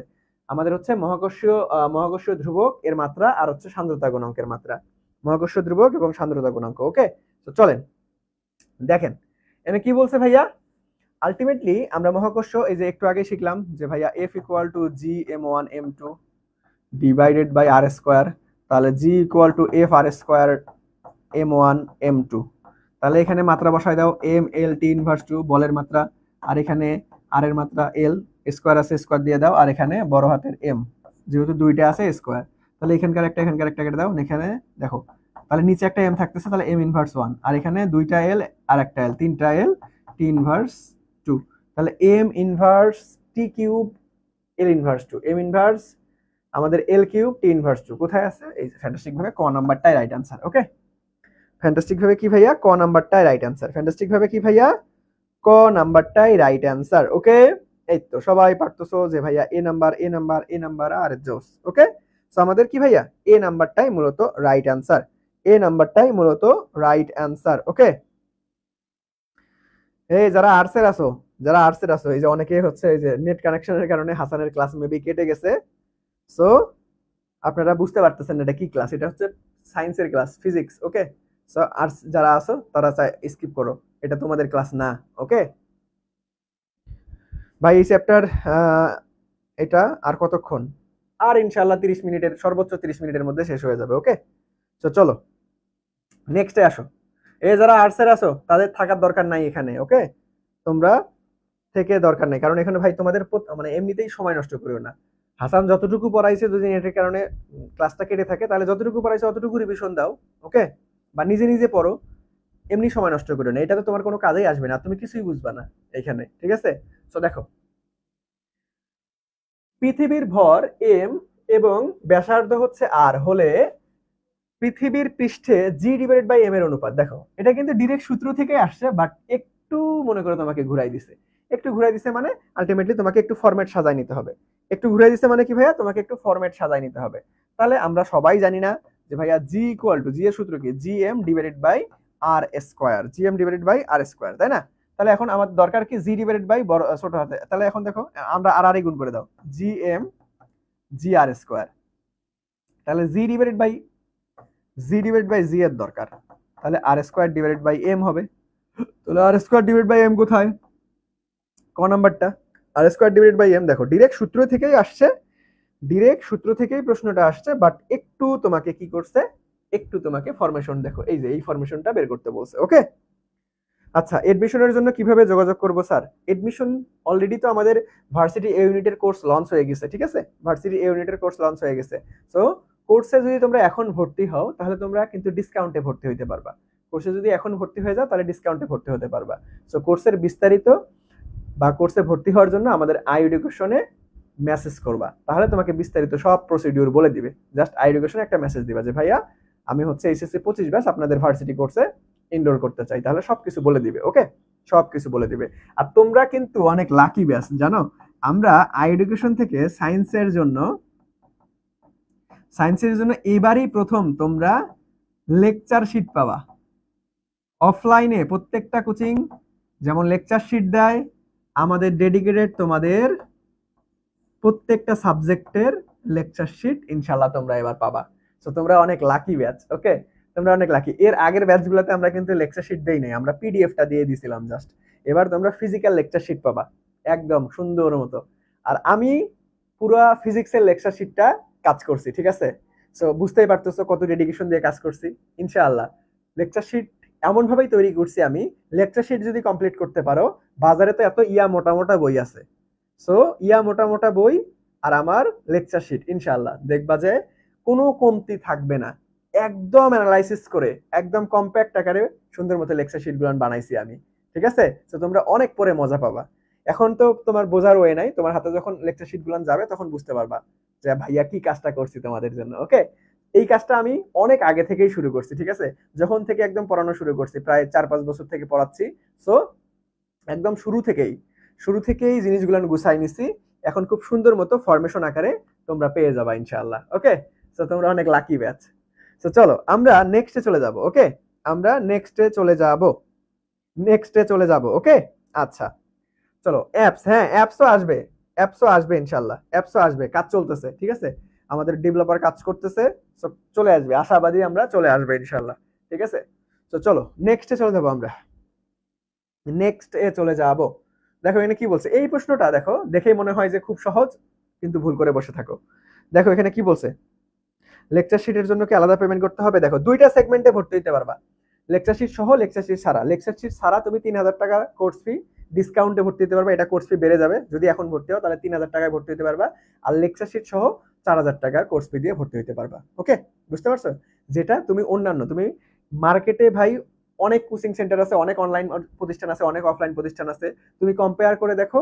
আমরা ইনশাল্লাহ একদম তোমাদেরকে একদম বেস্ট একটা প্রাইস নির্ধারণ করে দিছি, যাতে তোমরা সবাই এফোর্ড করতে পারো, বেশি একটা ঝামেলা না হয়। ওকে, সো সবকিছুর পিছনে একটা কস্টিং আছে, যেমন লেকচার শিট তোমাদের তো প্রত্যেকটা, যেমন ফিজিক্সেরই তোমরা 4টা লেকচার শিট পাবা, প্রত্যেকটা সাবজেক্টে 3টা থেকে 4টা করে লেকচার শিট পাবা, বুঝতে পারছো? সো সমস্যা নাই, আমরা তোমাদের জন্য এমন ভাবেই প্ল্যান করতেছি যাতে তোমাদের কারোই কোনো অসুবিধা না হয়। ওকে, আচ্ছা চলো দেখো কি বলতেছে যে ভাইয়া পৃথিবীতে কোনো বস্তুর ওজন 20 নিউটন হলে চাঁদে কত হবে? তাহলে এটা কিন্তু দেওয়া আছে ওজনের মান, চাঁদে কত হবে। তাহলে দেখেন আমাদের ভর কিন্তু কখনোই চেঞ্জ হয় না, যদি বলতো ভর কত হবে তাহলে 20 থাকতো, ভর নো চেঞ্জ, ভর কি ভাইয়া নো চেঞ্জ, বাট কি এখানে তোমাকে বলছে ওজন, তাহলে ওজন তো ভাইয়া চেঞ্জ হবে, ওজন তো ভাইয়া চেঞ্জ হবে, তাহলে তোমাকে সেটা কতটুকু চেঞ্জ হবে সেটা বের করতে হবে, ঠিক আছে? তাহলে দেখো আমরা এখান থেকে যদি ক্যালকুলেশন করি, তাহলে ধরো আমরা পৃথিবীর তুলনায় ডাব্লিউ যদি বের করতে চাই, তাহলে আমাদের কি হবে এমজিই, এটা কার অভিকর্ষ স্তরণটা, কি পৃথিবীর অভিকর্ষ স্তরণ। আর যদি এখন আমরা চাঁদে মানে ডাব্লিউ অফ এম মুন, তাহলে এখানে কি হবে এম, যেহেতু ভর চেঞ্জ হয় না, তার মানে W of M, G of M. তাহলে দেখো এখান থেকে যদি আমরা 2/1 করে দেই, 2/1, তাহলে কি আসতেছে W M divided by W E, আর এই যে এম এম তো আগে থেকে কাটাকাটি যাচ্ছে, সো আমি আর লিখলাম না, উপরে থাকবে G M divided by g e, ঠিক আছে? এখন মান বসাই দাও জাস্ট খালি, তাহলে ডাব্লিউ অফ এম দরকার আমার, তাহলে কি হবে ভাইয়া ডাব্লিউ অফ ই ইন্টু অবস্থায় যাবে, গুণ করে দাও, আর এখানে চলে আসবে কত আমাদের হচ্ছে, দেখো ডাব্লিউ অফ এম, দেখো এটা যদি অনুপাতটা বসাই দাও তবুও হবে, অথবা তুমি মান বের করে নিতে পারো, যেমন আমাদের কি দেওয়া আছে ডাব্লিউ অফ ইর মান তো দেওয়া আছে যে ভাইয়া 20 নিউটন, ডাব্লিউ অফ ইর মান দেওয়া আছে 20 নিউটন, আর আমরা জানি যে ডাব্লিউ অফ ইর মান কত 9.8।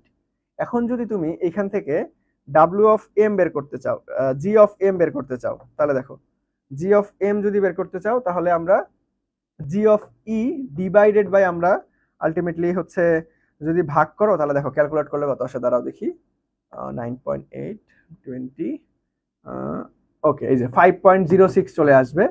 সো এইখান থেকে তুমি ডিরেক্ট 5.06 দিতে পারো, এখান মান বসায় দাও 20 ডিভাইডেড বাই 5.06, অ্যান্সার চলে আসবে 3.9 এর কাছাকাছি, তার মানে তোমরা 4 দাগাইতে পারবা, সো অ্যান্সার আসবে 4। ওকে, অ্যান্সার আসবে 4। বাট এই সেম প্রশ্নটাই দেখো এইখানে দেখো অনেক কিছু ইনফরমেশন দিছে, ভেলকিবাজি প্রশ্ন, যে ভাইয়া চাঁদের অভিকর্ষ স্তরণ পৃথিবীর 1/6 গুণ, ওরে বাপরে, ঠিক আছে? তাহলে পৃথিবীর পৃষ্ঠে কোনো বস্তুর ভর যদি 60 কেজি হয়, তাহলে চাঁদে ভর কতটুকু হবে? তাহলে দেখেন ভর নো চেঞ্জ, 60ই থাকবে, ওজন চেঞ্জ হয়, ভর নো চেঞ্জ কিন্তু ওজন চেঞ্জ হয়। ওকে, সো এই জিনিসটা খেয়াল রাখবেন, এই জিনিসটা ভাইয়া কি খেয়াল রাখবেন। নেক্সটে আসো, যে ভাইয়া আর পৃথিবীর ব্যাসার্ধ হলে ভূপৃষ্ঠ হতে কত উচ্চতায় জি এর মান ভূপৃষ্ঠের মানের অর্ধেক হবে? উচ্চতার সূত্র কিন্তু আছে, উচ্চতার ডেডিকেটেড আমাদের সূত্র আছে। তো চলেন উচ্চতার ক্ষেত্রে আমাদের একটা শর্টকাটও আছে, সূত্র আছে, সেই শর্টকাটটা একটু শিখে আসি। উচ্চতা এবং গভীরতার ক্ষেত্রে দুইটার ক্ষেত্রেই মূলত আমাদের সুন্দর একটা শর্টকাট আছে, তো সেই শর্টকাটটা চলো তোমাদেরকে একটু দেখাই। যে ভাইয়া ডি অফ এইচ, দেখো আমাদের কি বলছে, উচ্চতা বের করতে বলছে না। দেখো যদি কখনো তুমি দেখো যে ভাইয়া ভূপৃষ্ঠ হতে আমাদের জি এর মান কত হয়ে গেছে 1 ডিভাইডেড বাই যদি এন অংশ হয়ে যায়, 1 ডিভাইডেড বাই এন অংশ যদি হয়, এইচ এর মান যদি তোমাকে বের করতে বলে, তাহলে শর্টকাট হচ্ছে √n-1 ইন্টু আর। তাহলে দেখো ব্যাসার্ধ কি করছে, জি এর মান ভূপৃষ্ঠের তুলনায় অর্ধেক হয়ে গেছে, দেখো অর্ধেক মানে কি 1/2, তাহলে কি 1/n, তাহলে n এর মান কত পাইলাম? 2 পাইলাম। তাহলে এই যে উচ্চতা বের করতে বলছে, শর্টকাট ফেলাই দাও, যে √2 - 1 ইন্টু r। তাহলে √2 এর মান আমাদের হচ্ছে 1.41 মাইনাস হচ্ছে 1 ইন্টু r, তাহলে 0.41 ইন্টু r। তাহলে 0.41 কি আর? এই যে তোমরা যদি গাইড বই খোলো, এই প্রশ্নটা দেখবে ইয়া বড় করে সমাধান করে দেওয়া আছে, কোনো দরকার নাই মুন্না ভাইয়ের স্পেশাল টেকনিক দিয়ে সমাধান করবা। দেখো, যদি কখনো অভিকর্ষ ত্বরণের মান উচ্চতায় 1/n গুণ হয়, তাহলে উচ্চতা নির্ণয়ের সূত্র হচ্ছে h = √n - 1 into r। Just মান বসাই দিবা, কত গুণ হইছে সেটাই তোমার উত্তর চলে আসবে। বুঝতে পারছো? এটা কিন্তু দেখবা যে তোমার টেস্ট পেপার মেডিজিতে অনেক বড় বড় করে সমাধান করে দেওয়া আছে। ঠিক আছে? তো তোমরা শর্টকাট ইউজ করবা, মাত্র 2 থেকে 5 সেকেন্ড বা সর্বোচ্চ 10 সেকেন্ডের মধ্যে উত্তর চলে আসবে। নেক্সটে আসো, দেখো কি বলছে যে ভাইয়া ভূপৃষ্ঠ থেকে কত গভীরতায় অভিকর্ষজ ত্বরণের মান, ভূপৃষ্ঠের অভিকর্ষজ ত্বরণের মান 1/3। পারবা না ভাই? এটা 1/3 মানে কি? n এর মান হচ্ছে 3। ঠিক আছে, n এর মান 3। তাহলে কত গভীরতায়? দেখো, এখন কিন্তু ভাই উচ্চতা ছিল আগেরটা, এখন গভীরতার বেলায় কিন্তু সূত্র চেঞ্জ হবে। তো গভীরতার বেলায় সূত্র হচ্ছে n - 1/n ইন্টু r। এটা হচ্ছে গভীরতার সূত্র। দেখো, এখানে কিন্তু গভীরতা বলা আছে। সো কোথায় উচ্চতা, কোথায় গভীরতা? উচ্চতার বেলায় এক সূত্র, গভীরতার বেলায় এক সূত্র, এই জিনিসটা তোমাকে খেয়াল রাখতে হবে। উচ্চতার বেলায় এক সূত্র, গভীরতার বেলায় এক সূত্র, এই জিনিসটা ভাইয়া কি করতে হবে? খেয়াল রাখিতে হবে। তাহলে দেখেন তো, 3 - 1/3 ইন্টু r, তার মানে 2/3 ইন্টু r। তাহলে 2/3 ইন্টু r কোথায় আছে? 2/3 ইন্টু r, এই যে ঘ নাম্বারটা ফ্যান্টাস্টিক ভাবে রাইট আনসার। বুঝছো? বুঝছো? বলো, সবার ক্লিয়ার? সবার ক্লিয়ার কিনা বলো তো দেখি ভাইয়া। এই তো আয়শা সবার আগে করছো, ওকে, ফাহমিদাও করছো, ওকে ধন্যবাদ। এই তো ডি নাম্বারটা নায়েম করছো, ওকে সাবাস। তো চলো নেক্সটে যাই। দেখো, এই যে পার্সেন্টেজ দিয়েও থাকতে পারে, কোনো প্যারা নাই ভাই। দেখো, ভূপৃষ্ঠ হতে কত কিলোমিটার উচ্চতায় অভিকর্ষ ত্বরণের মান 25%। এখন 25% ভাঙাও। 25% মানে কি? 100 দ্বারা ভাগ করতে হবে, 4 25 সঙ্গে 100, তার মানে 1/4। n এর মান কত ভাইয়া? 4। তাহলে √n মানে 4 - 1 ইন্টু r, তার মানে 2 2 - 1, তাহলে 1, তার মানে শুধু r থাকবে। r এর মান কত? 6400 কিলোমিটার। তাহলে এই নাম্বারটাই আনসার, নো চেঞ্জ। বুঝতে পারছো? বুঝতে পারছো ভাইয়া? 3 কেমনে ভাই? কোথায় 3 কেমনে? কোথায় 3 কেমনে? এখানে তো 3, এই যে 1/3। এই যে দেখো, ত্বরণের 1/3 মানে কি? 1/3। এই জন্য n এর মান 3। ওই যে আমি বললাম না 1/n অংশ, তাহলে নিচে যেটা থাকবে সেটাই তো n। বুঝতে পারছেন 3 কেমনে? বুঝতে পারছেন ভাইয়া 3 কেমনে? এ পার্সেন্টেজ, এ তোমারে মার দেওয়া উচিত। পার্সেন্টেজ, এখানে পার্সেন্টেজ কি? এটা দেখো, এখানে তো পার্সেন্টেজ না বাবা, ওই প্রশ্ন এই প্রশ্ন এক না, দাস টেকনিক ইউজ করবা। ওকে, সো চলো, বুঝতে পারছো? বুঝতে পারছো ভাইয়া? ওকে, তাহলে আমরা নেক্সটে চলে যাব। নেক্সটে দেখেন তো কি বলছে, গ্রাফ। নেক্সটে গ্রাফ, এই গ্রাফটা মোটামুটি স্ট্যান্ডার্ড। ঠিক আছে, তোমরা অনেকেই মুখস্থ করো না বুঝা, একটু ভালো মতো দেখো। দেখো কি বলছে যে ভাইয়া অভিকর্ষ ত্বরণ জি বনাম পৃথিবীর পৃষ্ঠ গভীরতায়, উচ্চতা না কিন্তু গভীরতায়, লেখচিত্রটা কি হবে? এখন আমরা গভীরতার কিন্তু সূত্র জানি ভাইয়া, গভীরতার কিন্তু সূত্র জানি। সো গভীরতার সূত্রটা কি জানি? যে আমরা এখান থেকে কি বলতে পারবো? দাঁড়াও, এখান থেকে আমরা গভীরতার সূত্রটা যদি বের করে নেই, যে ভাইয়া জি অফ ডি ইকুয়াল টু, আমরা বলতে পারতেছি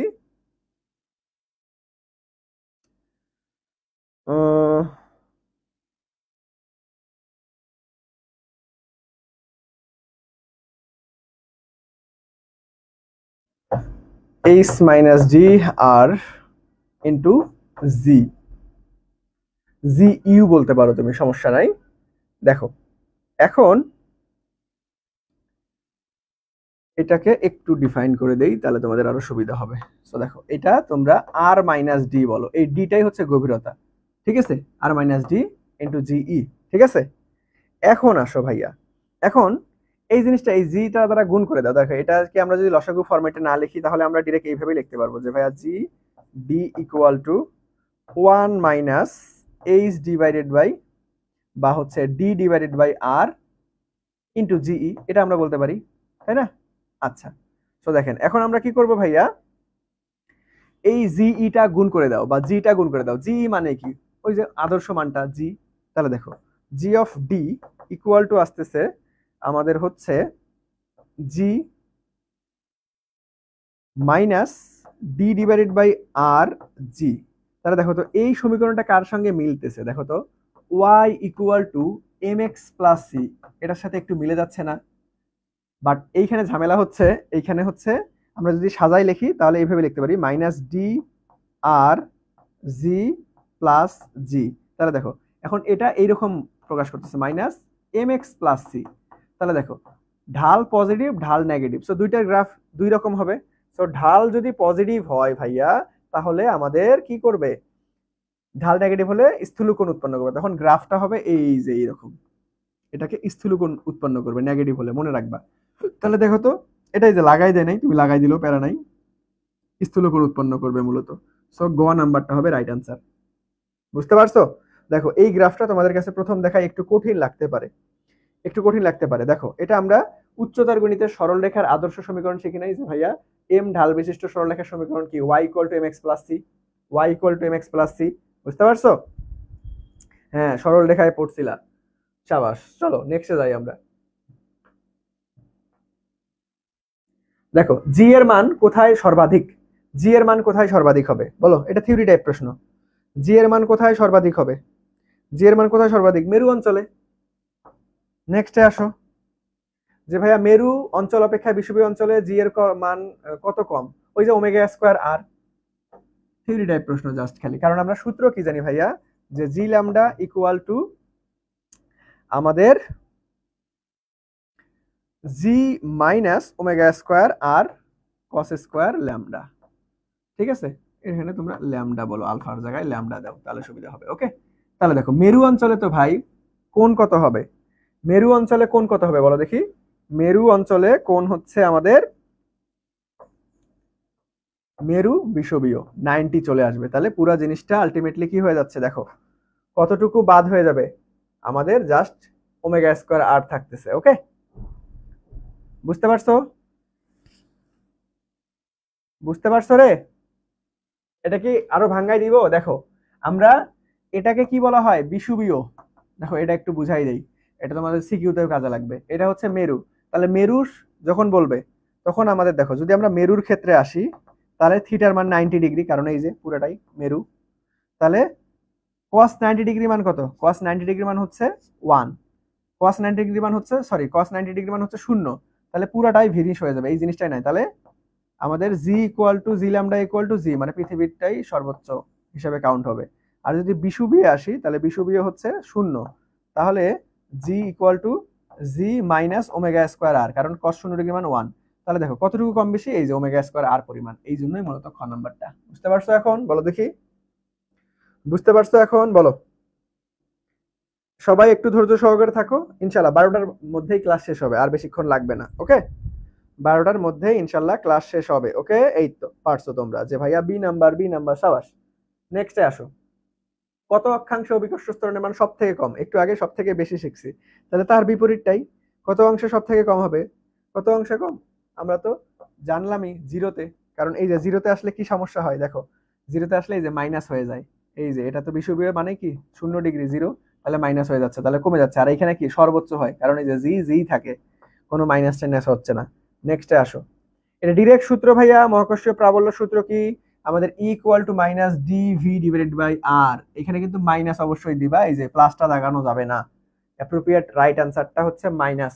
ওকে, নেক্সটে আসো, নেক্সটে আসো, দেখো সর্বনিম্ন কত বেগে ভূপৃষ্ঠ থেকে কোনো বস্তুকে উপরের দিকে নিক্ষেপ করলে তার আর কখনো ফিরে আসবে না, √2gr, একদম ডিরেক্ট, এটা মুক্তিবেগ, মুক্তিবেগের ডিরেক্ট সূত্র, মুক্তিবেগ এর ডিরেক্ট সূত্র। ওকে, নেক্সটে আসো,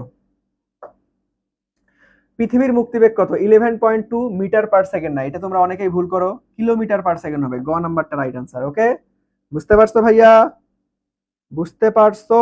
নেক্সটে আসো, দেখো একটি কাল্পনিক গ্রহের ব্যাসার্ধ এত, অভিকর্ষ ত্বরণ এত, মুক্তিবেগ কত, জাস্ট সিম্পল ভাই মান বসাই দিবা, √2gr। এখানে জি এর মানও দেওয়া আছে, আর এর মান দেওয়া আছে, বাট আর এর মান এইখানে তুমি আরো গুণ করবে 1000, কিলোমিটার থেকে মিটারে আনবা, আর এখানে দেখো এমএস ইনভার্স টু, জাস্ট খালি মান বসাই দিবা, অ্যান্সার চলে আসবে, খুবই সিম্পল। নেক্সটে আসো, কোন বস্তুকে কত বেগে নিক্ষেপ করলে এটি কৃত্রিম উপগ্রহে পরিণত হবে। দেখো কোন বস্তুকে কৃত্রিম উপগ্রহে পরিণত করার বেগ হচ্ছে v equal to v e divided by √2। ঠিক আছে, ভিই ডিভাইডেড বাই √2, এটা ডিরেক্ট মনে রাখতে হবে। কৃত্রিম উপগ্রহে তুমি যদি কনভার্ট করতে চাও তাহলে বেগটা হবে ভিই ডিভাইডেড বাই 2। এই ভিইটা কি ভাইয়া? পৃথিবীর মুক্তি বেগ, পৃথিবীর মুক্তি বেগ। তার মানে এটার মান ফিক্স, তুমি চাইলে মুখস্থ রাখতে পারো। তার মানে মুক্তি বেগ 11.2 kilometre per hour divided by √2। তার মানে অ্যান্সারটাও আসবে কিলোমিটারে। তাহলে অ্যান্সার হবে মূলত আমাদের 7.9 মিটার পার সেকেন্ড, না কিলোমিটার পার সেকেন্ড, কারণ আমরা এখানে 11.2 কিলোমিটারই রাখছি। এটা চাইলে তুমি মুখস্থ রাখতে পারো যে ভাই একটা কৃত্রিম উপগ্রহে তুমি যদি আলটিমেটলি কত বেগে গেলে একটা কৃত্রিম উপগ্রহে পরিণত হবে, সেটা হচ্ছে মুক্তি বেগের সাথে তুমি √2 দ্বারা ভাগ করে দিয়ে যেটা মান আসবে সেটাই মূলত অ্যান্সার। ঠিক আছে, সেটাই মূলত আমাদের অ্যান্সার। ওকে, এই তো। ডি হবে না, ডি হবে না। দেখো এই যে তুমি কিলোমিটার, দেখো মহাকর্ষ অভিকর্ষর ম্যাক্সিমাম উত্তর সব কিলোমিটার পার সেকেন্ড, এখানে কোনো মিটার পার সেকেন্ড না। ঠিক আছে, সো এই যে ভুল করা যাবে না এখানে। এখানে ভাইয়া কি ভুল করা যাবে না? ডি হবে না আমাদের, বি হবে। ডি হবে না আমাদের, কি হবে ভাইয়া? বি হবে। তাহলে নেক্সটে আসো। দেখো ভূস্থির উপগ্রহের পর্যায়কাল, এটা মারাত্মক গুরুত্বপূর্ণ থিওরি টাইপ প্রশ্ন, কিন্তু বারবার পরীক্ষায় আসে। ভূস্থির উপগ্রহের পর্যায়কাল কত? আমাদের হচ্ছে 24 ঘন্টা।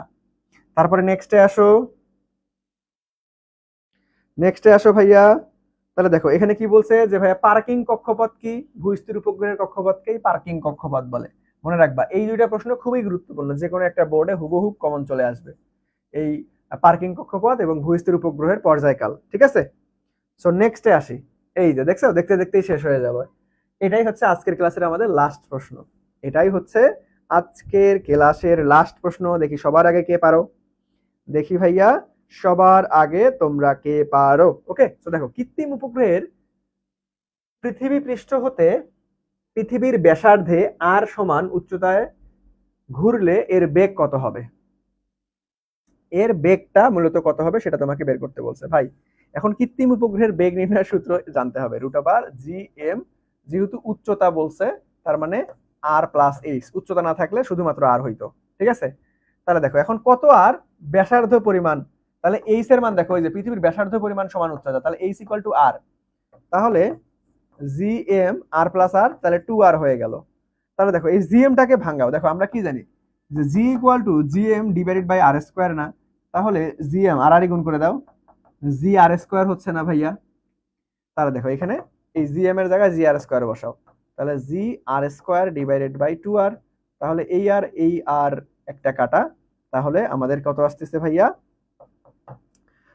gr ডিভাইডেড বাই 2, আর উপরে একটা রুট থাকবে। তাহলে দেখো এরকম রুট ফুট নাই, তাহলে রুট, আর এখানে তাহলে হাফ না 0.5 লেখো, আর gr, তাহলে √0.5 gr কোথায় আছে দেখো তো, √0.5 gr, এই তো ঘ নাম্বারটা। সো আলহামদুলিল্লাহ আমরা খুব সুন্দরভাবে কি করলাম, আমাদের পর্যায়বৃত্ত গতি এবং মহাকর্ষ অভিকর্ষ অধ্যায়। দেখো এইগুলার কিন্তু পর্যায়বৃত্ত গতি তুলনা মহাকর্ষ অভিকর্ষটা এমসিকিউতে আসার সম্ভাবনা একটু কম, খুব কম প্রশ্ন আসে। ভেক্টর, নিউটন বলবিদ্যা এগুলো থেকে বেশি আসে, কাজ শক্তি ক্ষমতা এগুলো থেকে বেশি আসে। পর্যায়বৃত্ত গতি থেকে মোটামুটি আসে, হ্যাঁ এখান থেকে আসে, বাট মহাকর্ষ অভিকর্ষ থেকে এমসিকিউ তুমি কম দেখতে পারবা। মহাকর্ষ অভিকর্ষ থেকে এমসিকিউ একদম কম দেখতে পারবা, দেখলেও তুমি গ্রাফ চলে আসতে পারে এখান থেকে, বুঝতে পারছো? অথবা অভিকর্ষ স্তরণটাই আসার সম্ভাবনা সব থেকে বেশি, বুঝতে পারছেন? সো আমরা খুব সুন্দরভাবে ভাইয়া দুইটা অধ্যায় কমপ্লিট করছি, আমরা এমসিকিউ সিকিউ দুইটাই কমপ্লিট করছি। সো আপনারা এই যে সিকিউ সাজেশন শিটটা অবশ্যই কালেক্ট করে সুন্দর মতো প্র্যাকটিস করবেন, এখানে উত্তর সহ সবকিছু দেওয়া আছে। সো খুব সুন্দরভাবে ভাইয়া কালেক্ট করে প্র্যাকটিস শুরু করে দাও, কালেক্ট করে প্র্যাকটিস শুরু করে দাও। ওকে, কালেক্ট করবা কিভাবে? জাস্ট আমাদের ক্লাসটা শেয়ার করে স্ক্রিনশট দিয়ে আইএডুকেশন সায়েন্স ফেসবুক পেজে নক করবা, যদি খুঁজে না পাও তাহলে এমডি মনিরুজ্জামান মুন্না লিখে সার্চ দিবা ফেসবুকে, MONIRUJJMANMUNNA, এমডি মনিরুজ্জামান মুন্না, এটা হচ্ছে আমার আইডি। সো কোনো অসুবিধা বা একান্ত না পাইলে তোমরা আমাকে জানাইতে পারো, পরবর্তীতে দিয়ে দেওয়া হবে। ওকে, সো আজকের ক্লাসটা মূলত এই পর্যন্তই। 36 নাম্বারটা আবার বুঝান। 36 নাম্বার প্রবলেম কোনটা ছিল রে? 36 কোনটা রে? 36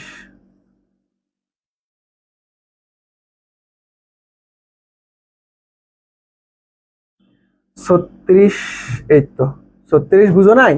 আল্লাহ, 36 বুঝো নাই? দেখো অনেক সোজা, এটা অনেক সোজা। ঠিক আছে, দেখো অক্ষাংশের বেলায় অভিকর্ষ ত্বরণের সূত্র কি বাবা? এটা তো জানো যে ভাইয়া G lambda equal to G minus omega square R cos square lambda. এই সূত্র তো ডিরেক্ট সূত্র ভাই, এটা তো মুখস্থ আছে তাই না? এই সূত্রটা তো বাবা মুখস্থ আছে তোমার তাই না? এখন একটা পৃথিবী অঙ্কন করো। পৃথিবী নর্মালি গোলাকার না, বাট আমরা এরকম করে ধরে নিই। পৃথিবীর মেরু অঞ্চল কোনটা? এই যে এটা।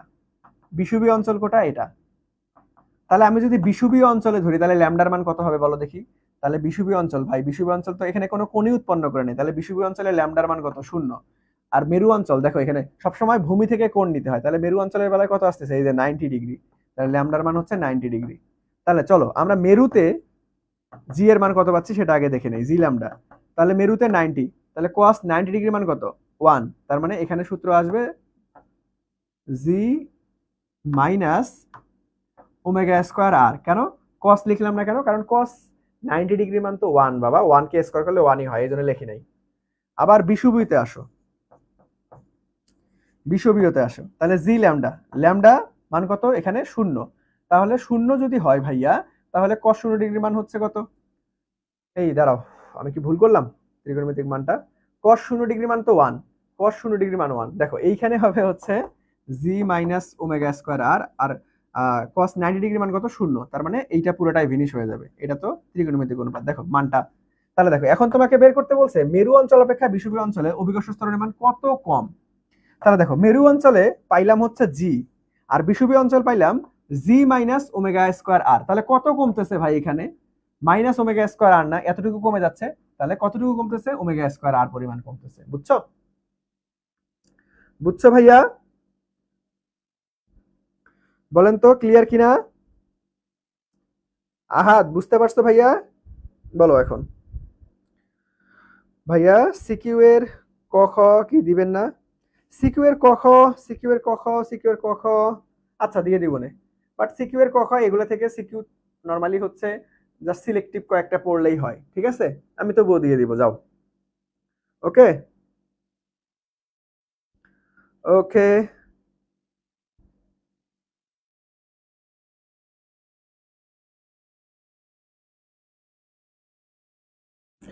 ওকে, আচ্ছা ধন্যবাদ জানাইছো, তোমাকেও ধন্যবাদ। ওকে জি আলহামদুলিল্লাহ ক্লিয়ার। ওকে ঠিক আছে, থ্যাংক ইউ সো মাচ। ওকে ঠিক আছে, তাহলে রাত হয়ে গেছে, তোমরা কি করতে পারো? তোমরা পড়াশোনার মুড থাকলে একটু পড়তে পারো, 1 ঘন্টা পরে ঘুমাইতে পারো, অথবা ঘুমাই যাও, সকালবেলা উঠে ফ্রেশ মাইন্ডে পড়াশোনা শুরু করো। আর সবাই স্লাইডটা কালেক্ট করো, সিকিউ এর স্লাইডটা কালেক্ট করো, মানে সিকিউ এর সাজেশনটা কালেক্ট করো।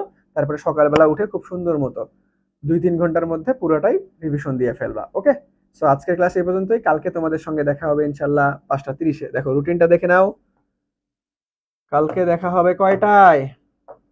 আপনাদের সাথে দেখা হবে 5:30-এ। ওকে, এতক্ষণে এই যে এই যা যা পড়াইছি এইটা একদম ঠাড়া রিভিশন দিতেই থাকো। এই কয়েকটা ভেক্টর, কাজশক্তি ক্ষমতা, নিউটনিয়ান বলবিদ্যা, মহাকর্ষ বিকর্ষ পর্যাবৃত্ত গতি, এই দুইটা আমরা কালকে পড়বো। ওকে, কালকে অর্থাৎ 9 জুলাই 5:30-এ আপনাদের সঙ্গে দেখা হবে ইনশাল্লাহ। ওকে, আচ্ছা।